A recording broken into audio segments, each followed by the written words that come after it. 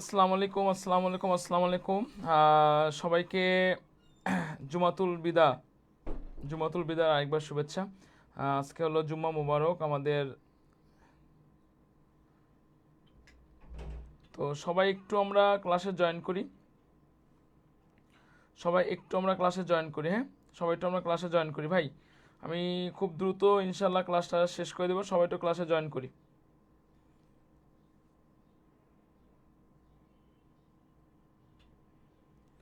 সবাই একটু আমরা ক্লাসে জয়েন করি। আচ্ছা,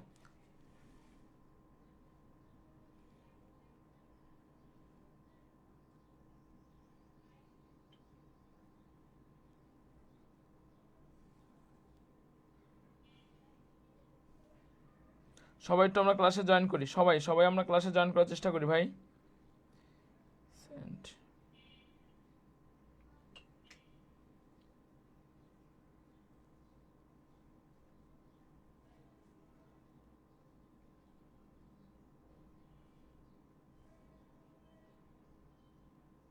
সবাই একটু আমরা ক্লাসে জয়েন করি।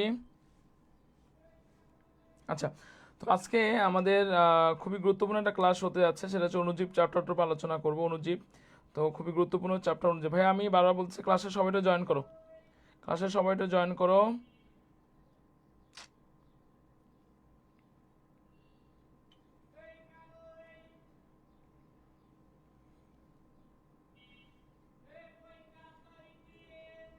আচ্ছা, নীলিমা ক্লাসটা একটু গ্রুপে শেয়ার দিয়ে দাও, ক্লাসটা একটু গ্রুপে শেয়ার দিয়ে দাও।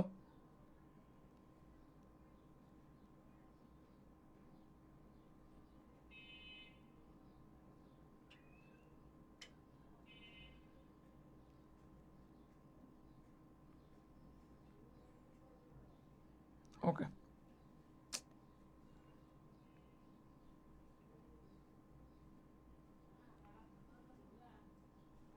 ওকে আচ্ছা, তা ক্লাসটা শুরু করে দিলাম। হ্যাঁ ভাইয়া, যারা এখন মতো ক্লাসে আসো নাই, ক্লাসে সবাই জয়েন করো। আমি ক্লাসটা খুব দ্রুত বেসিক কিছু জিনিস দিয়ে ইনশাল্লাহ শেষ করার চেষ্টা করব। আসলে আমরা অনুজীব থেকে আমাদের যে টপিকসগুলো গুরুত্বপূর্ণ সেগুলো নিয়ে আলোচনা করতে ক্লাসে শুরু করতে হবে। বিসমিল্লাহির রহমানির রহিম। সবাইকে একবার রমজানের শেষ শুক্রবার আজকে আমাদের, তো সবাইকে একবার রমজানের শুভেচ্ছা, রমজানের মুবারক দিয়ে ক্লাসে শুরু করতে যাচ্ছি। ওকে, তো আচ্ছা, নীলিমের মধ্যে আসসালামু আলাইকুম। ওয়ালাইকুম আসসালাম। তা ক্লাস আমি শুরু করে দিলাম। হ্যাঁ, বিসমিল্লাহির রহমানির রহিম। আচ্ছা, তো দেখো ভাই, আমাদের বেসিক্যালি আমাদের এখানে যে টপিকসগুলো আমাদের এখানে বেসিক্যালি আমাদের খুব গুরুত্বপূর্ণ যে জিনিসগুলো আমাদের পড়তে হবে, আমাদের এখানে ভাইরাস সম্পর্কে পড়তে হবে, দেন হচ্ছে আমাদের ব্যাকটেরিয়া সম্পর্কে পড়তে হবে। তো আমরা কিন্তু ওটা সবাই জানি। দেন লাস্টে আমাদের একটা যেটা আছে সেটা হচ্ছে ম্যালেরিয়া আছে। হ্যাঁ, এই কয়টা জিনিস সম্পর্কে আমাদের খুব ভালো করে জানতে হবে। বাট ভাইরাস থেকে আসলে কি জিনিসগুলো আমরা দেখব সেগুলো নিয়ে একটু কথা। হ্যাঁ, রাজ সাবা চলে আসছো, তাই না? ধন্যবাদ। ওকে, একটু আমরা গ্রুপে ক্লাসটা শেয়ার করে দেবো ভাই। হ্যাঁ, আচ্ছা, তো যে কথা বলতেছিলাম, তো আমাদের ভাইরাস নিয়ে যদি আমি একটু যদি কথা বলতে চাই, দেখো ভাই, ভাইরাস নিয়ে যদি আমি একটু যদি কথা বলতে চাই। আচ্ছা, ভাইরাস, হ্যাঁ, তো ভাইরাস এটা একটা কি শব্দ? বলো বলো বলেন। ভাইরাস এটা একটা ল্যাটিন শব্দ। ভাইরাস এটা একটা কি শব্দ? ল্যাটিন শব্দ। এবং ভাইরাস কথাটার অর্থ হলো বিষ, তাই না? এটা তো নর্মাল একটা কথা। আচ্ছা, ভালো কথা। ভাইরাস এটা একটা হলো আমাদের কি শব্দ? এটা হচ্ছে ল্যাটিন শব্দ। ভাইরাস কথাটার অর্থ হচ্ছে আমাদের হলো বিষ। আচ্ছা, এখান থেকে একটু কোশ্চেন আমাদের এগ্রির জন্য খুবই একটা একটা ইনফরমেশন। ভাইরাস এটা একটা ল্যাটিন শব্দ, এটা একটা ল্যাটিন শব্দ। এবং ভাইরাস কথাটার অর্থটা আসলে কি? ভাইরাস কথার অর্থ হলো বিষ। হ্যাঁ, একটা কোশ্চেন আমাদের পরীক্ষার মধ্যে আমাদের দিতে পারে। আচ্ছা, এখন দেখো ভাই, এরপরে আমাদের যে কোশ্চেনটা একটা টপিকস পরীক্ষার মধ্যে দিতে পারে সেটা হলো আবিষ্কার নামা থেকে কোশ্চেন পরীক্ষার মধ্যে দেয়। পরীক্ষার মধ্যে কি কোশ্চেন পরীক্ষার মধ্যে দেয়? আবিষ্কার।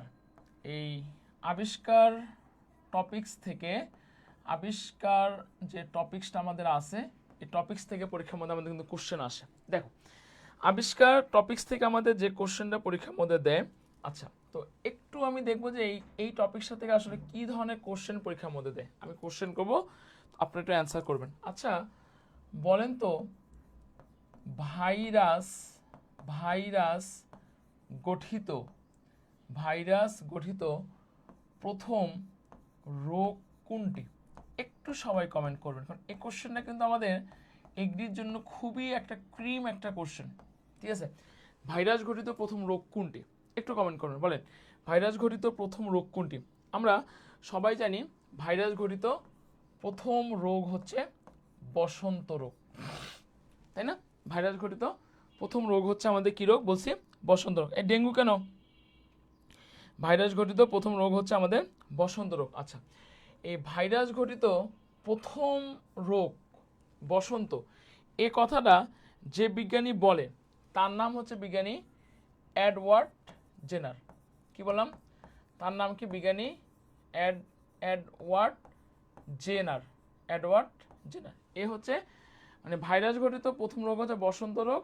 এই বসন্ত রোগের কথা প্রথম যে বিজ্ঞানী বলছে তার নাম হচ্ছে বিজ্ঞানী এডওয়ার্ড জেনার। আচ্ছা, ভালো কথা।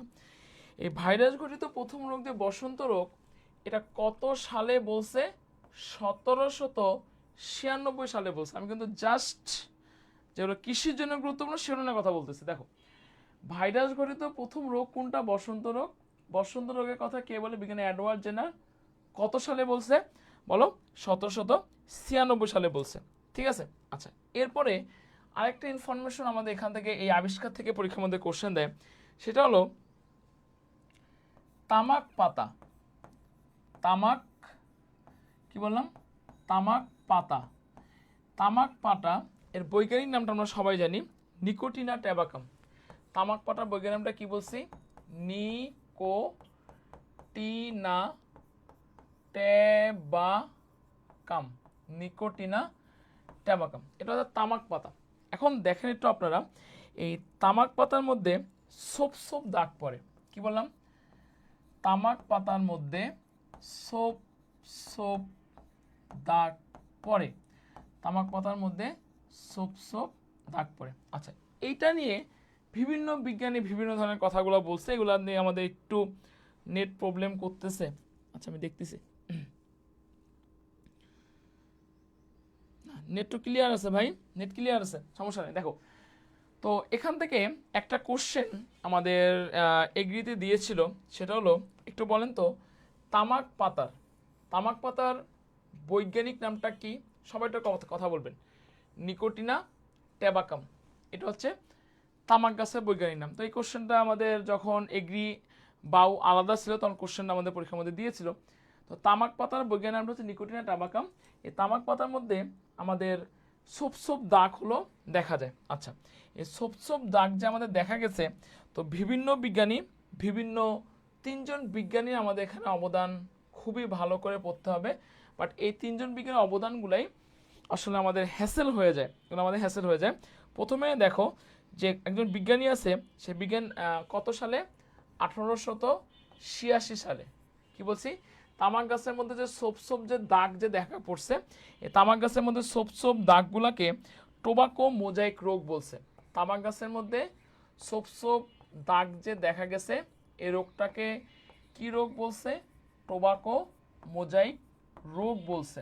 তো আমাদের এগ্রিতে দিতে পারে তামাক পাতার মধ্যে সোপ সোপ দাগ দেখা গেছে, এই রোগটাকে টোবাকো মোজাইক রোগ কে বলছে?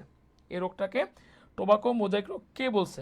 অবশ্যই মাথা রাখতে হবে, তামাক গাছের মধ্যে সোপ সোপ দাগ দেখা গেছে, এই রোগটাকে টোবাকো মোজাইক রোগ যে বলছে সে বিজ্ঞানীর নাম হচ্ছে বিজ্ঞানী অ্যাডলফ মায়ার। সে বিজ্ঞানীর নাম কি বলছি?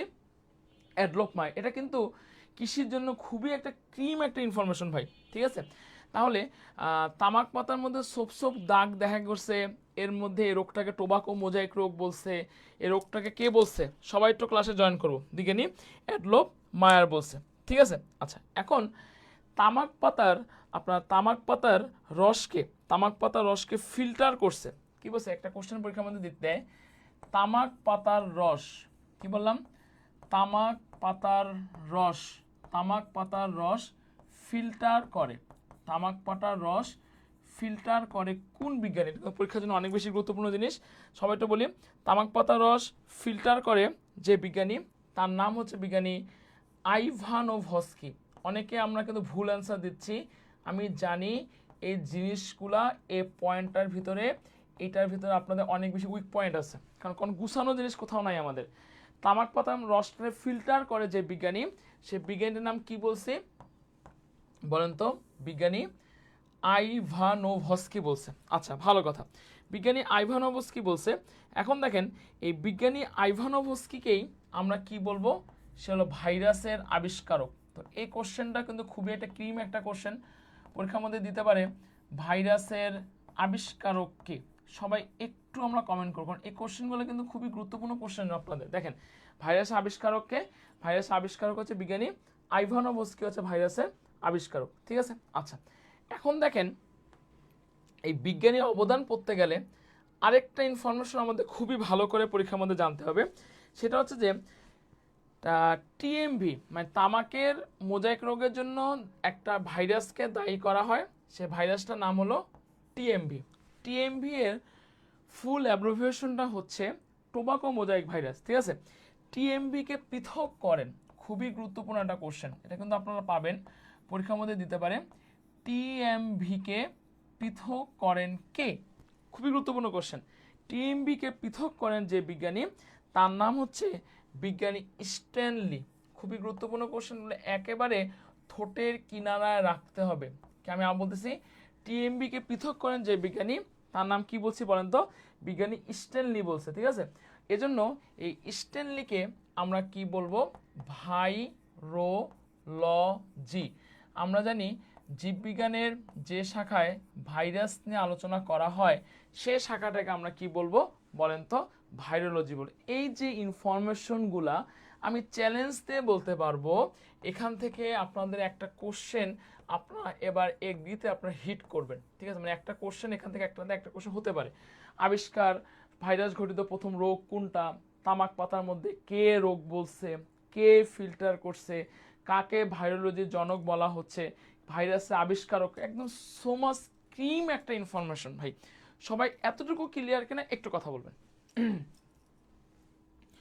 সবাই এতটুকু ক্লিয়ার কিনা কথা বলবেন? এই কথা বলো, সবাই এতটুকু ক্লিয়ার কিনা একটু কথা বলো, কথা বলো। ঠিক আছে, ওকে, ক্লিয়ার কিনা কথা? রাজ সাবা, ওকে ওকে, ঠিক আছে। আচ্ছা, এখন আমি আরেকটা পয়েন্ট নিয়ে আপনাদের সামনে কথা বলতে চাই, যেটা সেটা একটু দেখেন ভাই।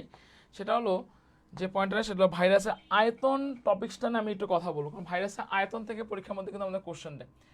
কি নিয়ে কোশ্চেন দেয়? ভাইরাসের আয়তন।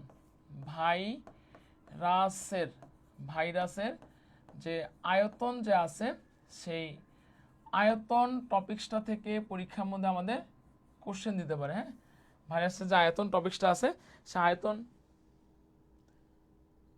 আচ্ছা, এই অধ্যায় পড়তে গেলে খুব ভয় করে, কিছু কিছু লক্ষণ মিলে যায় নিজের সাথে। তার মানে কি নীলিমা, আপনি কি ভাইরাস, নাকি আপনি ব্যাকটেরিয়া, নাকি আপনি ম্যালেরিয়া, নাকি ভাইরাস ঘটিত রোগের লক্ষণের সাথে কিছু লক্ষণ আপনার সবসময় লেগে থাকে, নাকি ব্যাকটেরিয়া ঘটিত কিছু লক্ষণের সাথে আপনার সবসময় লেগে থাকে? কোনটা ব্যাপার?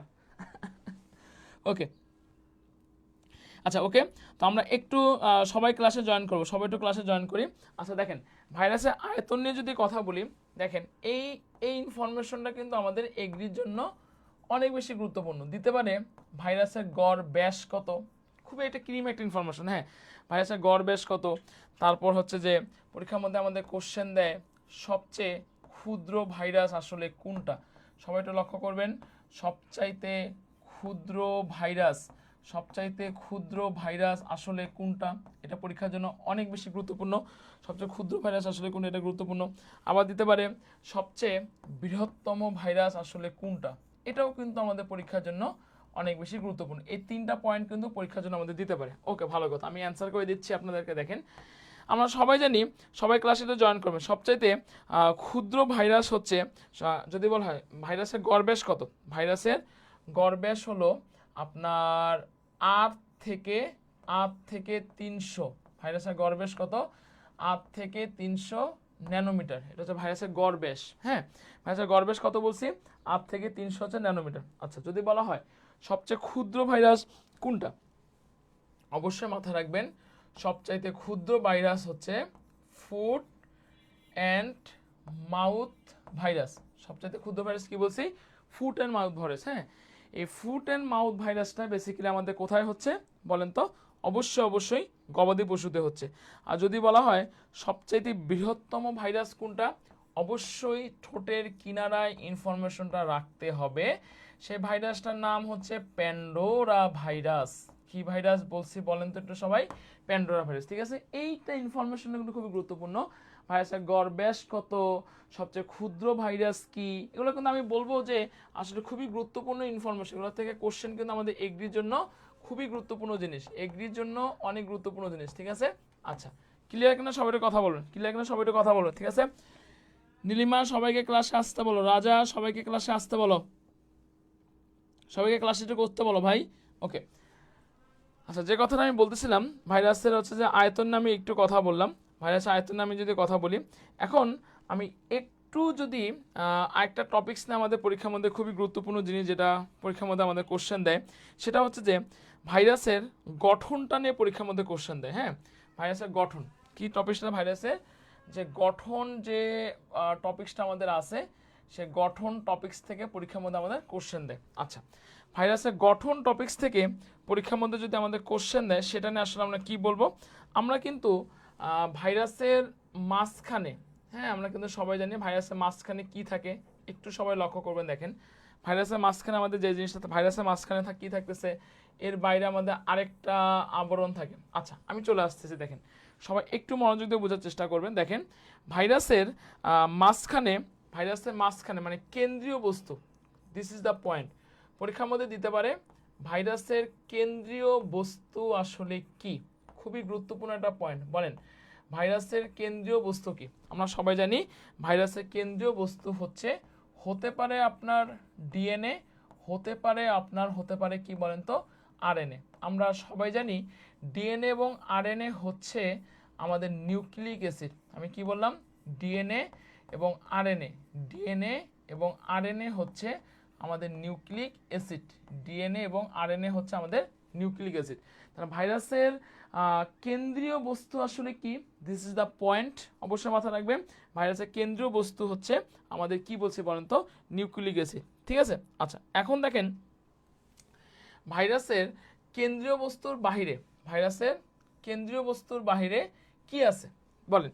ভাইরাসের কেন্দ্রীয় বস্তুর বাহিরে আমাদের কি আছে? প্রোটিনের একটা লেয়ার আছে। আমি আবার বলতেছি, ভাইরাসের কেন্দ্রীয় বস্তুর বাইরে কিসের লেয়ার আছে বলেন তো? প্রোটিনের লেয়ার আছে। এটা কিন্তু পরীক্ষার মধ্যে দেয়, মানে ভাইরাসের যে আবরণটা, সে আবরণটা কিসের তৈরি? সবাই কথা বলবেন, প্রোটিনের তৈরি। আচ্ছা এই যে প্রোটিনের যে তৈরি হচ্ছে, সে প্রোটিনের তৈরির এককে আমরা কি বলবো বলেন তো? ক্যাপসিড বলবো। ভাইরাসের বাইরে প্রোটিনের যে আবরণ, সে প্রোটিনের আবরণকে ক্যাপসিড বলবো, এবং ক্যাপসিডের যে একক, সে ক্যাপসিডের একককে আমরা কি বলবো? সে ক্যাপসিডের একককে আমি ক্যাপসোমিয়ার বলবো। ঠিক আছে, তার মানে কি ভাইরাসের কেন্দ্রীয় বস্তু হচ্ছে আমাদের নিউক্লিক অ্যাসিড, এবং নিউক্লিক অ্যাসিডের বাইরে একটা আবরণ থাকে, মাস্ট বি একটা আবরণ থাকবে। একটা জিনিস, একটা সূত্র সবসময় মাথায় রাখবেন, সূত্রটা হচ্ছে আপনার ভাইরাস মানি হচ্ছে আপনার প্রোটিন প্লাস হচ্ছে নিউক্লিক অ্যাসিড। ভাইরাস মানি হচ্ছে প্রোটিন প্লাস কি বলছি বলেন তো? Nucleic acid. ঠিক আছে, আচ্ছা তার মানে কি আমাদের বাইরে আমাদের কি থাকতেছে বলেন তো? কেন্দ্রীয় বস্তু থাকতেছে। তো অনেক সময় কেন্দ্রীয় বস্তুর বাইরে আরেকটা আবরণ দেখতে পারে, থাকতেও পারে, আবার কি বলছি বলেন তো? নাও থাকতে পারে। তো ভাইরাসের বাইরে কেন্দ্রীয় মানে ভাইরাসের প্রোটিন মানে ক্যাপসিডের বাইরে আরেকটা আবরণ যদি আমরা দেখতে পারি, আরেকটা আবরণ যদি দেখতে পারি, সে আবরণটাকে আসলে আমি কি বলবো? কেউ কি আপনার অ্যান্সার করতে পারবেন? ভাইরাসের বাহিরে আমরা যদি আরেকটা আবরণ দেখতে পারি, হ্যাঁ, সে আবরণটাকে আসলে আমরা কি বলবো? অবশ্যই অবশ্যই মাথায় রাখবেন, সে আবরণটাকে আমি কি বলবো? সে আবরণটাকে আমি এনভেলাপ বলবো। কি বলবো? Envelope, envelope. এটা কিন্তু পরীক্ষার মধ্যে দেয়, মানে ভাইরাসের ক্যাপসিডের বাইরে আবরণটাকে আমরা কি বলবো? এনভেলাপ বলবো। এই কোশ্চেনটা পরীক্ষার মধ্যে দেয়। এনভেলাপ আসলে আমাদের কিসের তৈরি? অবশ্যই মাথায় রাখবেন, এনভেলাপটা আমাদের লিপোপ্রোটিনের তৈরি। কি বললাম? এনভেলাপটা আমাদের কিসের তৈরি? লিপোপ্রোটিনের তৈরি। আচ্ছা ভালো কথা। এই এনভেলাপের মানে এনভেলাপের যে একক, এনভেলাপের একক, এনভেলাপের একককে আমি কি বলবো? এনভেলাপের একককে আমি পেপলোমিয়ার বলবো। এনভেলাপের একককে আমি কি বলবো? পেপলোমিয়ার। এতটুকু পর্যন্ত ক্লিয়ার কিনা একটা কথা বলবেন? ক্লিয়ার কিনা একটা কথা বলবেন? এনভেলাপের যে একককে আমরা কি বলতেছি? পেপলোমিয়ার বলতেছি। আচ্ছা এখন দেখেন সব ভাইরাসে কিন্তু আমাদের এনজাইম কিন্তু থাকে না। কি বললাম? সব ভাইরাসে কিন্তু আমাদের কি থাকতেছে না, এনজাইম কিন্তু আমাদের থাকতেছে না। কিছু কিছু ভাইরাসে কিন্তু আমাদের কি থাকতেছে বলেন তো, এনজাইম থাকে। সব ভাইরাসে এনজাইম থাকে না, কিছু কিছু ভাইরাসে কিন্তু এনজাইম থাকে। মানে এনজাইম যে ব্যাপারটা আছে এনজাইম, হ্যাঁ, এই এনজাইম কিন্তু আমাদের সব ভাইরাসে নাই। তবে হ্যাঁ কিছু কিছু ভাইরাসে আমাদের কি আছে বলেন, কিছু কিছু ভাইরাসে আমাদের কি আছে, কিছু কিছু ভাইরাসে আমাদের হলো এনজাইম আছে। তো আমার কোশ্চেন হচ্ছে যে কোন কোন ভাইরাসগুলোকে আমাদের, কোন কোন ভাইরাসগুলোতে এনজাইম আছে? অবশ্যই মাথায় রাখবেন টি2 ফাস ভাইরাসে আমাদের এনজাইম আছে, ভালো কথা। তারপরে হচ্ছে আমাদের আরেকটা ভাইরাসে এনজাইম আছে, সে ভাইরাসটার নাম হচ্ছে ইনফ্লুয়েঞ্জা ভাইরাস। কি ভাইরাস? সবাই একটা কথা বলি, ইনফ্লুয়েঞ্জা ভাইরাস। আরেকটা ভাইরাস আমাদের আছে সেটা হলো এইচআইভি ভাইরাস। এই কোশ্চেনগুলো কিন্তু খুবই দামি কোশ্চেন, পরীক্ষার মধ্যে আমাদের দেয়। টি2 ফার্স্ট ভাইরাসে কি এনজাইম আছে, ইনফ্লুয়েঞ্জাতে কি এনজাইম আছে, কেউ কি আপনারা বলতে পারবেন? টি2 ফার্স্ট ভাইরাসে যে এনজাইম আছে সে এনজাইমটার নাম কি? টি2 ফার্স্ট ভাইরাসে যে এনজাইমটা আছে সে এনজাইমটার নাম হচ্ছে লাইসোজাইম এনজাইম। যদি পরীক্ষার মধ্যে কোশ্চেন করে ইনফ্লুয়েঞ্জা ভাইরাসে যে এনজাইমটা আছে তার নাম কি, অবশ্যই অবশ্যই মাথায় রাখবেন ইনফ্লুয়েঞ্জা ভাইরাসে যে এনজাইমটা আছে তার নাম হচ্ছে যে নিউরামিনিডেস এনজাইম। তার নাম কি বলেন তো? Neuraminidase enzyme. এবং এইচআইভি যে ভাইরাস আছে সেই এইচআইভি ভাইরাসে যে এনজাইমটা আছে তার নাম কি বলেন তো? Reverse transcriptase. তার নাম কি বলছে বন্ধু? Reverse transcriptase, reverse transcriptase. ঠিক আছে, এই যে ভাইরাসের গঠনগুলো আমি একেবারে একটু আপনাদেরকে আচ্ছা রশিবউদ্দিন ভাইয়া কিছু বলতে পারবো না অনেক করে, আমি কিন্তু আপনাদের মুখস্থ করাই দিচ্ছি ভাইয়া, আমি কিন্তু আপনাদেরকে মুখস্থ করাই দিচ্ছি, বা আমার সাথে বলে বলে বলেন। দেখেন আমার সাথে একটু কথা বলেন, একদম ইজি ইজি, একদম ইজি জিনিস। আসলে আমরাই আসলে মানে দেখেন আমি একটু কথা যদি বলি, ভাইরাস সম্পর্কে যদি কথা বলি, খুবই ইজি জিনিস ভাই, আমার সাথে কথা বলেন। ভাইরাসের কেন্দ্রীয় বস্তু কি বলুন, সবাই অ্যান্সার করবেন। ভাইরাসের কেন্দ্রীয় বস্তু কি? ভাইরাসের কেন্দ্রীয় বস্তু হলো নিউক্লিক অ্যাসিড। একটা পয়েন্ট মাথায় রাখবেন, যারা মানুষ, যারা উন্নত, তাদের ক্ষেত্রে ডিএনএ এবং আরএনএ একসাথে থাকে, কিন্তু ভাইরাসে ডিএনএ এবং আরএনএ একসাথে থাকে না। যদি ডিএনএ থাকে তাহলে ডিএনএ থাকে, আর যদি আরএনএ থাকে তাহলে আরএনএ থাকে। শেষ। আমি একটা সূত্র শিখাই দিচ্ছি।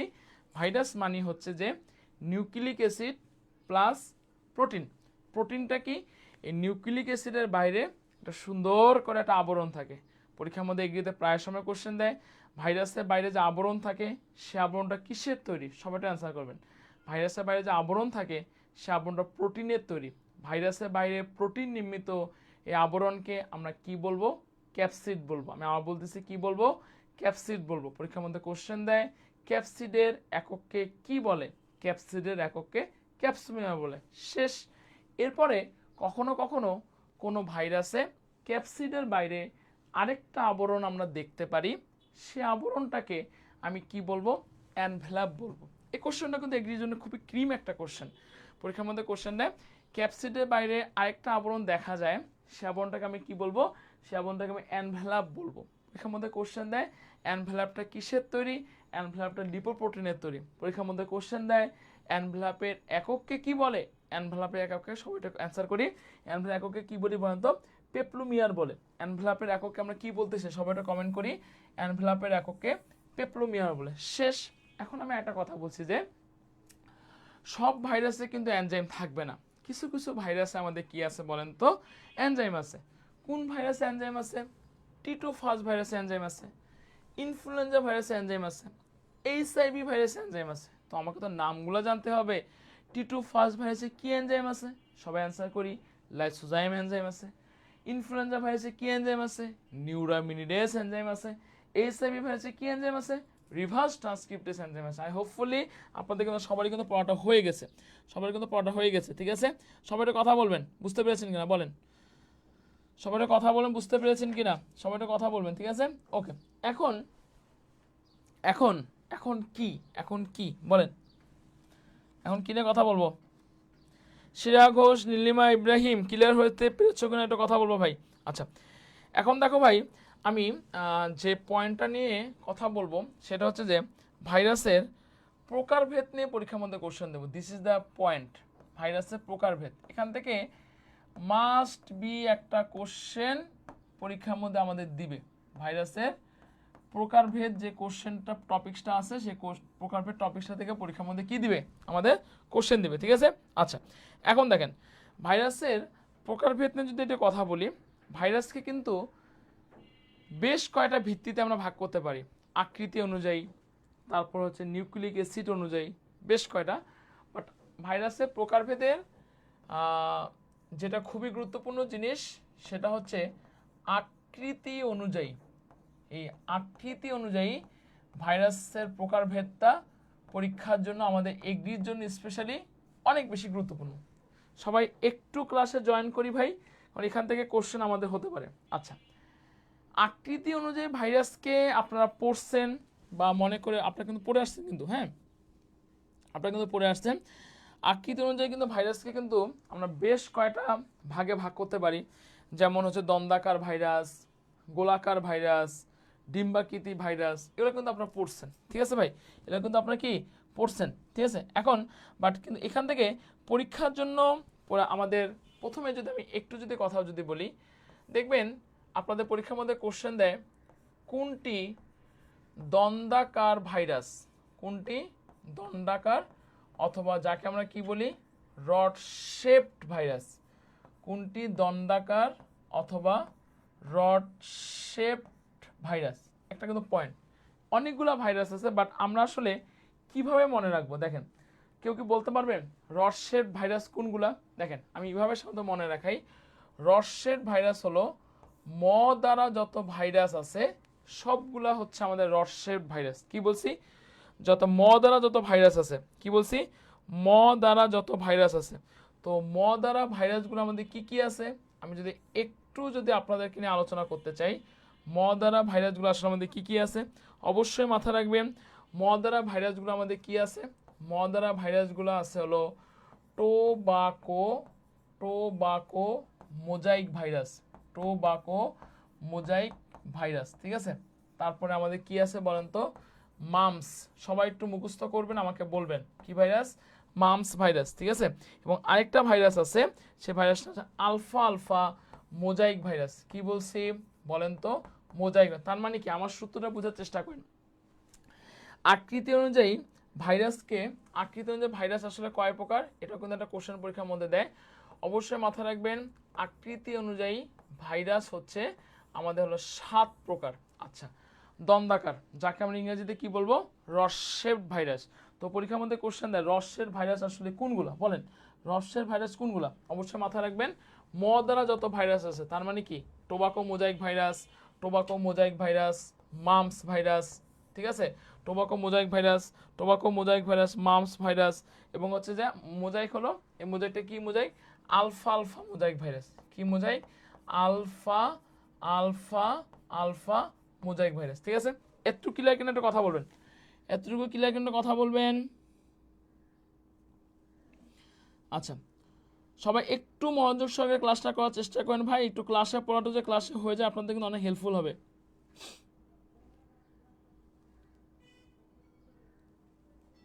ওকে, এখন দেখেন আমি, এটা গেল দন্দাকার ভাইরাস সম্পর্কে আমাদের কথা গেল, ঠিক আছে, দন্দাকার ভাইরাস সম্পর্কে কথা গেল।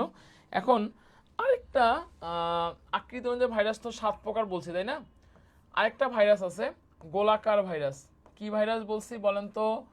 পরীক্ষার মধ্যে কোশ্চেন দেয় কোনটি গোলাকার ভাইরাস বা কোনটি গোলাকার ভাইরাস নয়। তো গোলাকার ভাইরাস যে আসতেছে, এর ইংলিশ টার্মকে আমি কি বলবো? অবশ্যই এর ইংলিশ টার্মকে আমি বলবো হলো স্ফেরিকাল ভাইরাস। এই ইংলিশ টার্মকে আমি কি বলবো বলেন তো? ইংলিশ টার্মকে আমি বলবো যে স্ফেরিকাল ভাইরাস বলবো, ঠিক আছে। আচ্ছা, এই স্ফেরিকাল যে ভাইরাসগুলো আসতেছে, এইটার মনে রাখার সূত্রটা কি? দেখেন, স্ফেরিকাল যে ভাইরাসগুলো আসতেছে, স্ফেরিকাল ভাইরাসগুলো যে আসতেছে, এর মনে রাখার সূত্রটা কি? দেখেন, স্ফেরিকাল এর মনে রাখার সূত্রটা হচ্ছে যে he plays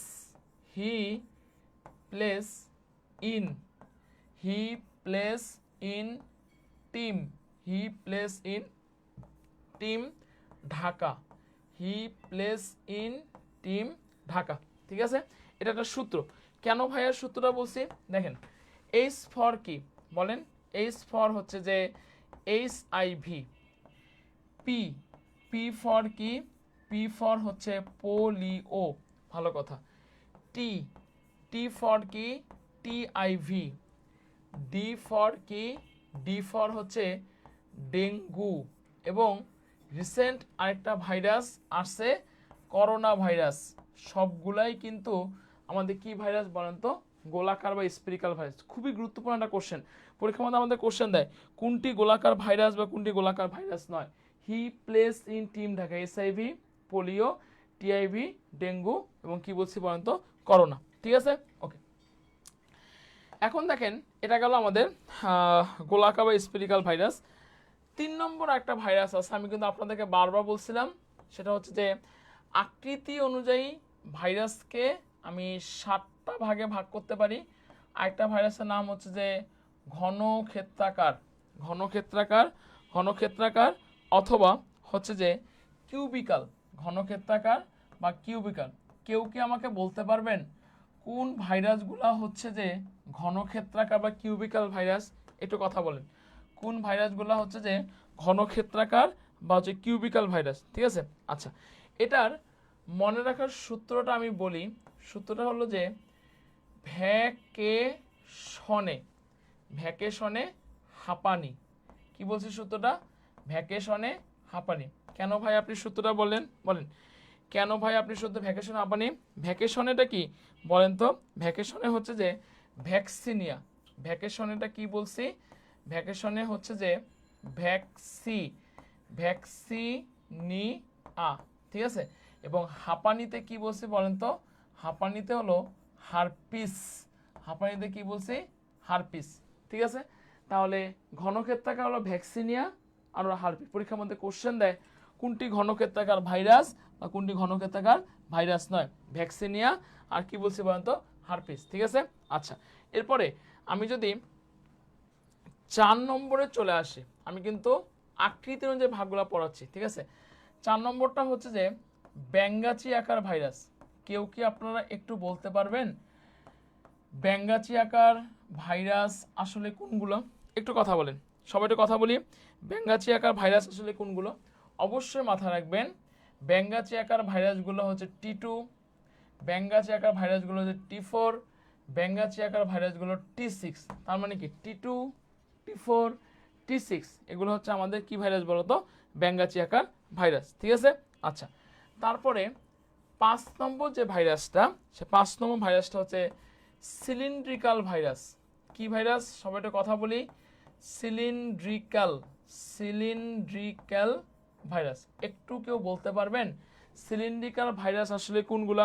anyone, anyone, cylindrical virus কোনগুলা? একটু অ্যান্সার করেন, বলেন।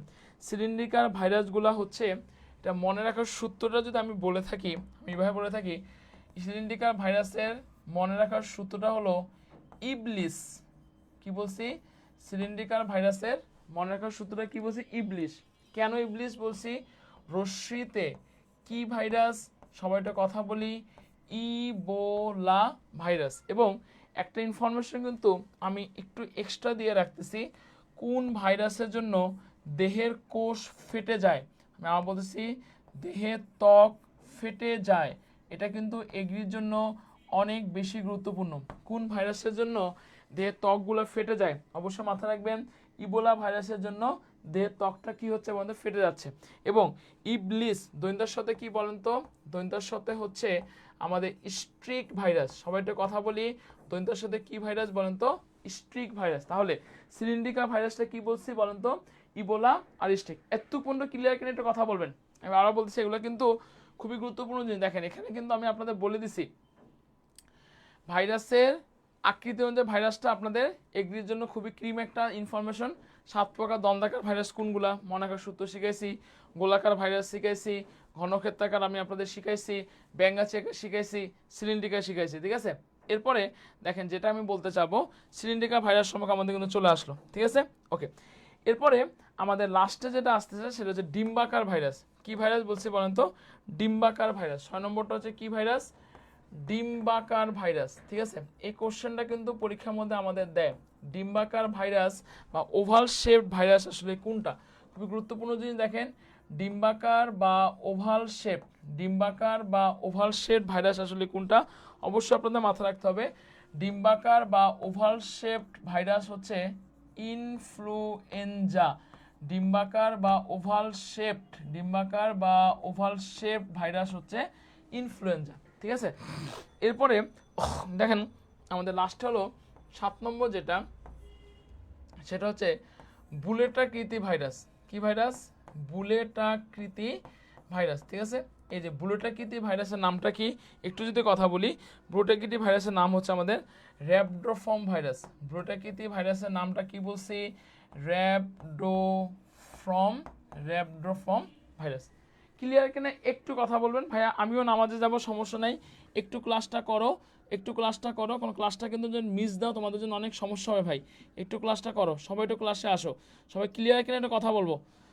শ্রেয়া ঘোষ সবাইকে একটু ক্লাসে আসতে বলো, সবাইকে একটু ক্লাসে আসতে বলো। নীলিমা ইব্রাহিম সবাইকে একটু ক্লাসে আসতে বলো। ক্লাসটা ক্লিয়ার কিনা কথা, কারণ এখান থেকে খুবই ক্রিম ইনফরমেশন ভাই। এই গোছানো ইনফরমেশন তুমি পৃথিবীর কোনো বইয়ে পাবা না, আমি চ্যালেঞ্জ দিয়ে বলতে পারবো। ঠিক আছে, আমি বলতেছি, আমি ভাইরাসের প্রকারভেদ থেকে কোশ্চেনগুলো কিন্তু মাস্ট বি পরীক্ষার মধ্যে আমাদের দিবে। ঠিক আছে, ওকে, কোশ্চেন সলভে চলে যাব, সমস্যা নেই। আচ্ছা, এখন দেখো ভাই, আমি একটু একটা পয়েন্ট নিয়ে তোমাদের খুব সমস্যা হয়, সেটা হচ্ছে কি জানো? সেটা হচ্ছে যে ভিরিয়ন, ভিরিয়য়েড, এগুলো নিয়ে পরীক্ষার মধ্যে তোমাদের খুব সমস্যা হয়। ঠিক আছে, আচ্ছা আমি একটু যদি কথা যদি বলি তোমাদেরকে, সবাই একটু লক্ষ্য করো, হ্যাঁ।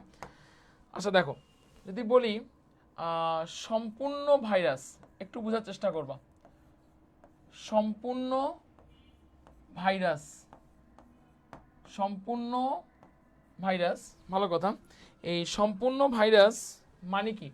সম্পূর্ণ ভাইরাস মানে হচ্ছে আমাদের protein, protein plus nucleic acid. সম্পূর্ণ ভাইরাস মানে হচ্ছে প্রোটিন প্লাস নিউক্লিক অ্যাসিড।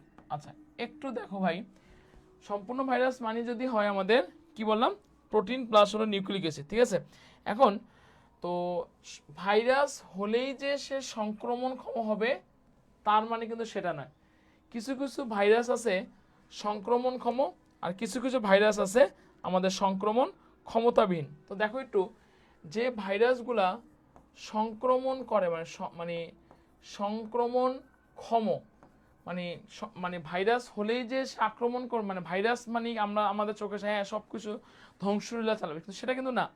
সব ভাইরাসে কিন্তু সংক্রমণক্ষম নাও হতে পারে। কিছু যে ভাইরাসটা সংক্রমণক্ষম, আবার কিছু কিছু ভাইরাস আমাদের কি বললাম, কিছু কিছু ভাইরাস হচ্ছে যে সংক্রমণ ক্ষমতা, সংক্রমণ ক্ষমতাবিহীন। ক্লিয়ার? আচ্ছা একটু লক্ষ্য করো ভাই, সংক্রমণক্ষম সম্পূর্ণ ভাইরাসকে আমরা কি বলবো? কেউ অ্যান্সার করতে পারবা কেন একটু বলো। সংক্রমণক্ষম সম্পূর্ণ ভাইরাসকে আমরা ভিরিয়ন বলবো। This is the point. এবং সংক্রমণ ক্ষমতাবিহীন, সংক্রমণ ক্ষমতাবিহীন ভাইরাসকে আমি কি বলবো? অবশ্যই সেটাকে আমি বলবো হলো নিউক্লিয় ক্যাপসিড। কারণ কি, নিউক্লিক অ্যাসিড থাকে আর ক্যাপসিড, দুটা মিলে আমরা কি হলো নিউক্লিয় ক্যাপসিড।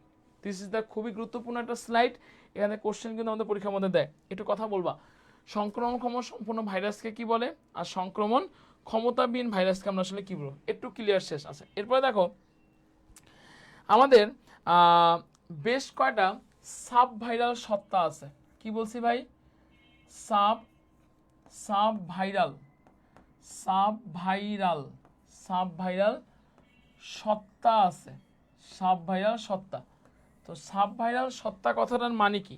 কোশ্চেন করতে ভাইয়া সাব ভাইরাল সত্তার মানে কি? সাব ভাইরাল সত্তা কথাটার মানে হচ্ছে যে হয় প্রোটিন থাকবে, না হলে নিউক্লিক অ্যাসিড থাকবে। প্রোটিন বা নিউক্লিক অ্যাসিড কখনো একসাথে থাকবে না, সেগুলোকে আমি কি বলতেছি? Sub viral sub.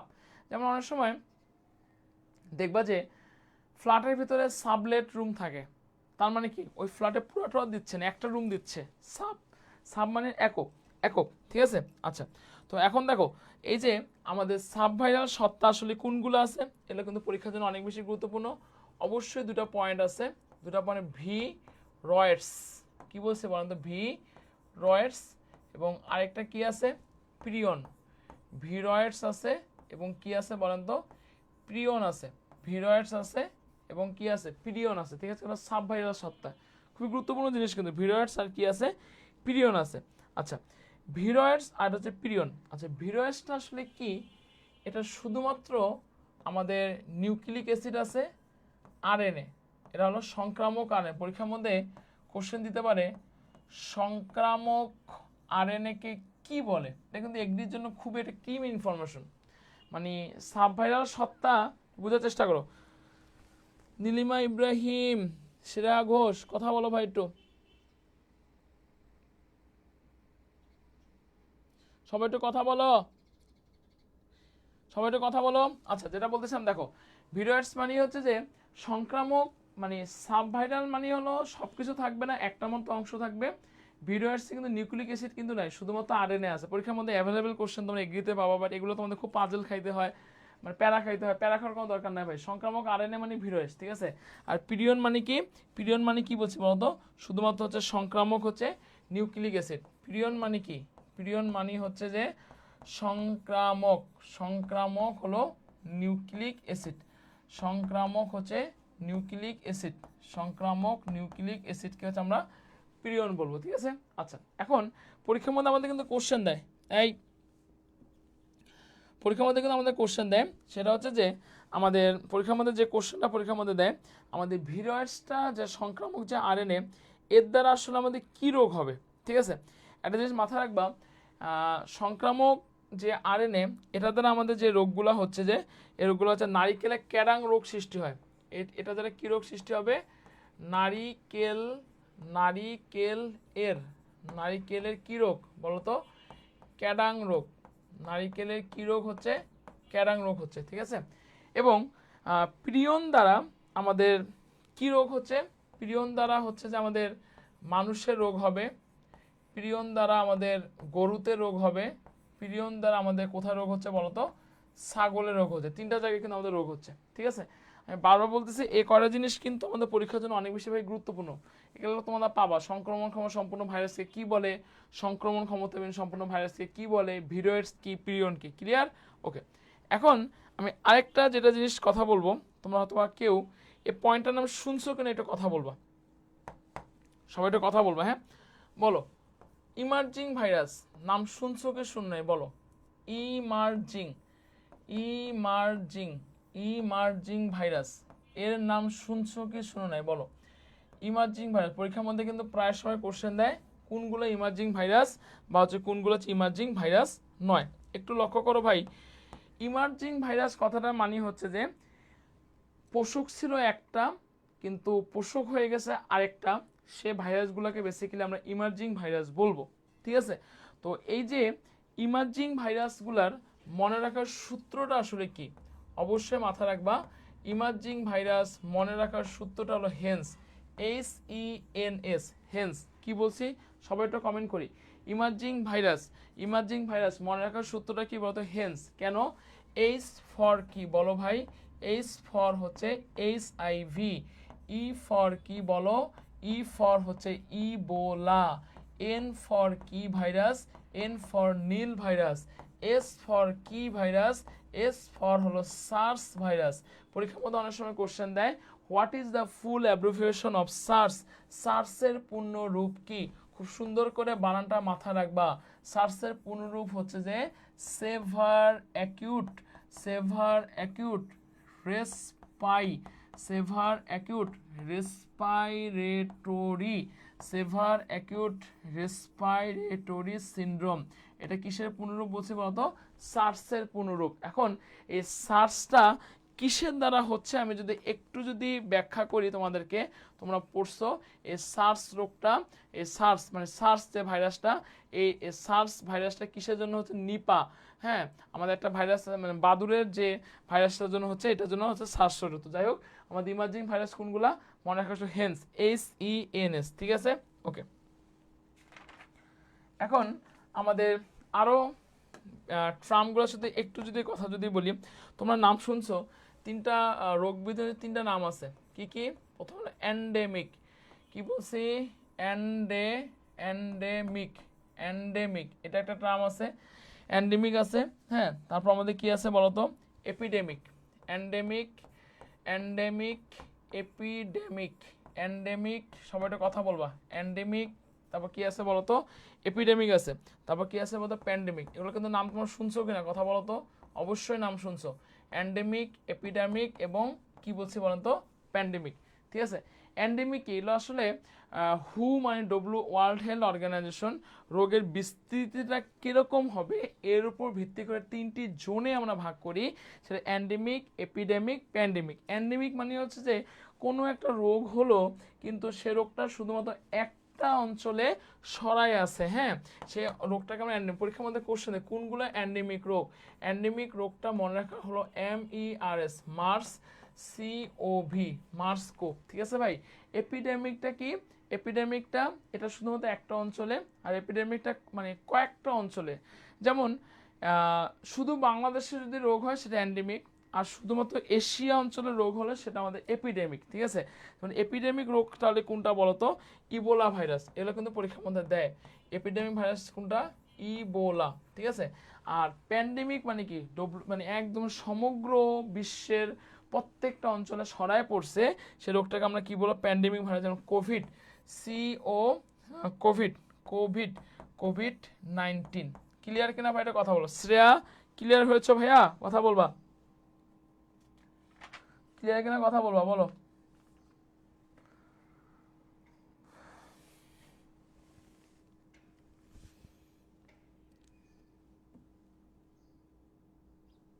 আচ্ছা, আমি একটু যদি পরের স্লাইডটা নিয়ে ভাই কথা বলি তোমাদেরকে। দেখো, পরের স্লাইডটা নিয়ে যদি কথা বলি তোমাদেরকে একটু বোঝার চেষ্টা করো। ওকে, ধন্যবাদ। সবাইকে একটু কষ্ট করে ক্লাসে আসতে বলো। আচ্ছা, যেটা বলতেছিলাম, আমাদের ইনফ্লুয়েঞ্জা ভাইরাস নিয়ে যদি আমি একটু কথা বলি, এখান থেকে যে কোশ্চেনটা আসলে পরীক্ষার মধ্যে আমাদের কোশ্চেন দেয়, তোমরা অবশ্যই এই ভাইরাসটার নাম শুনছো না?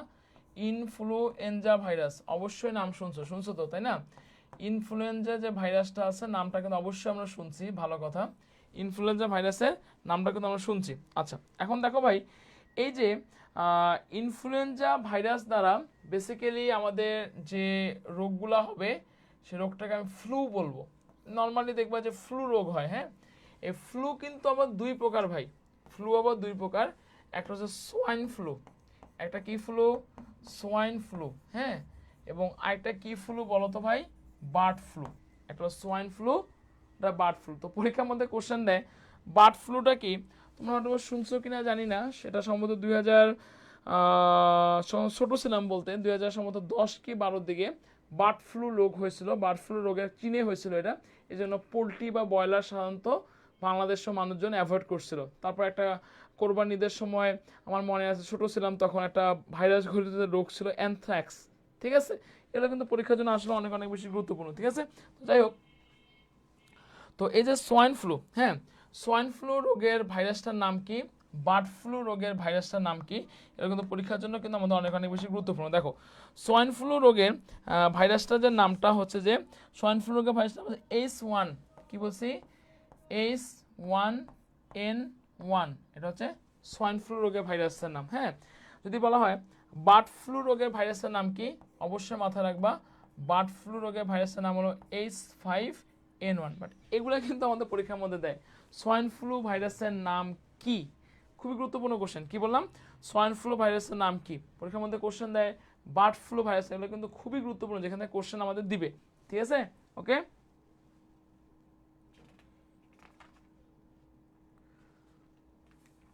আচ্ছা, আমি যদি একটু যদি কথা বলি,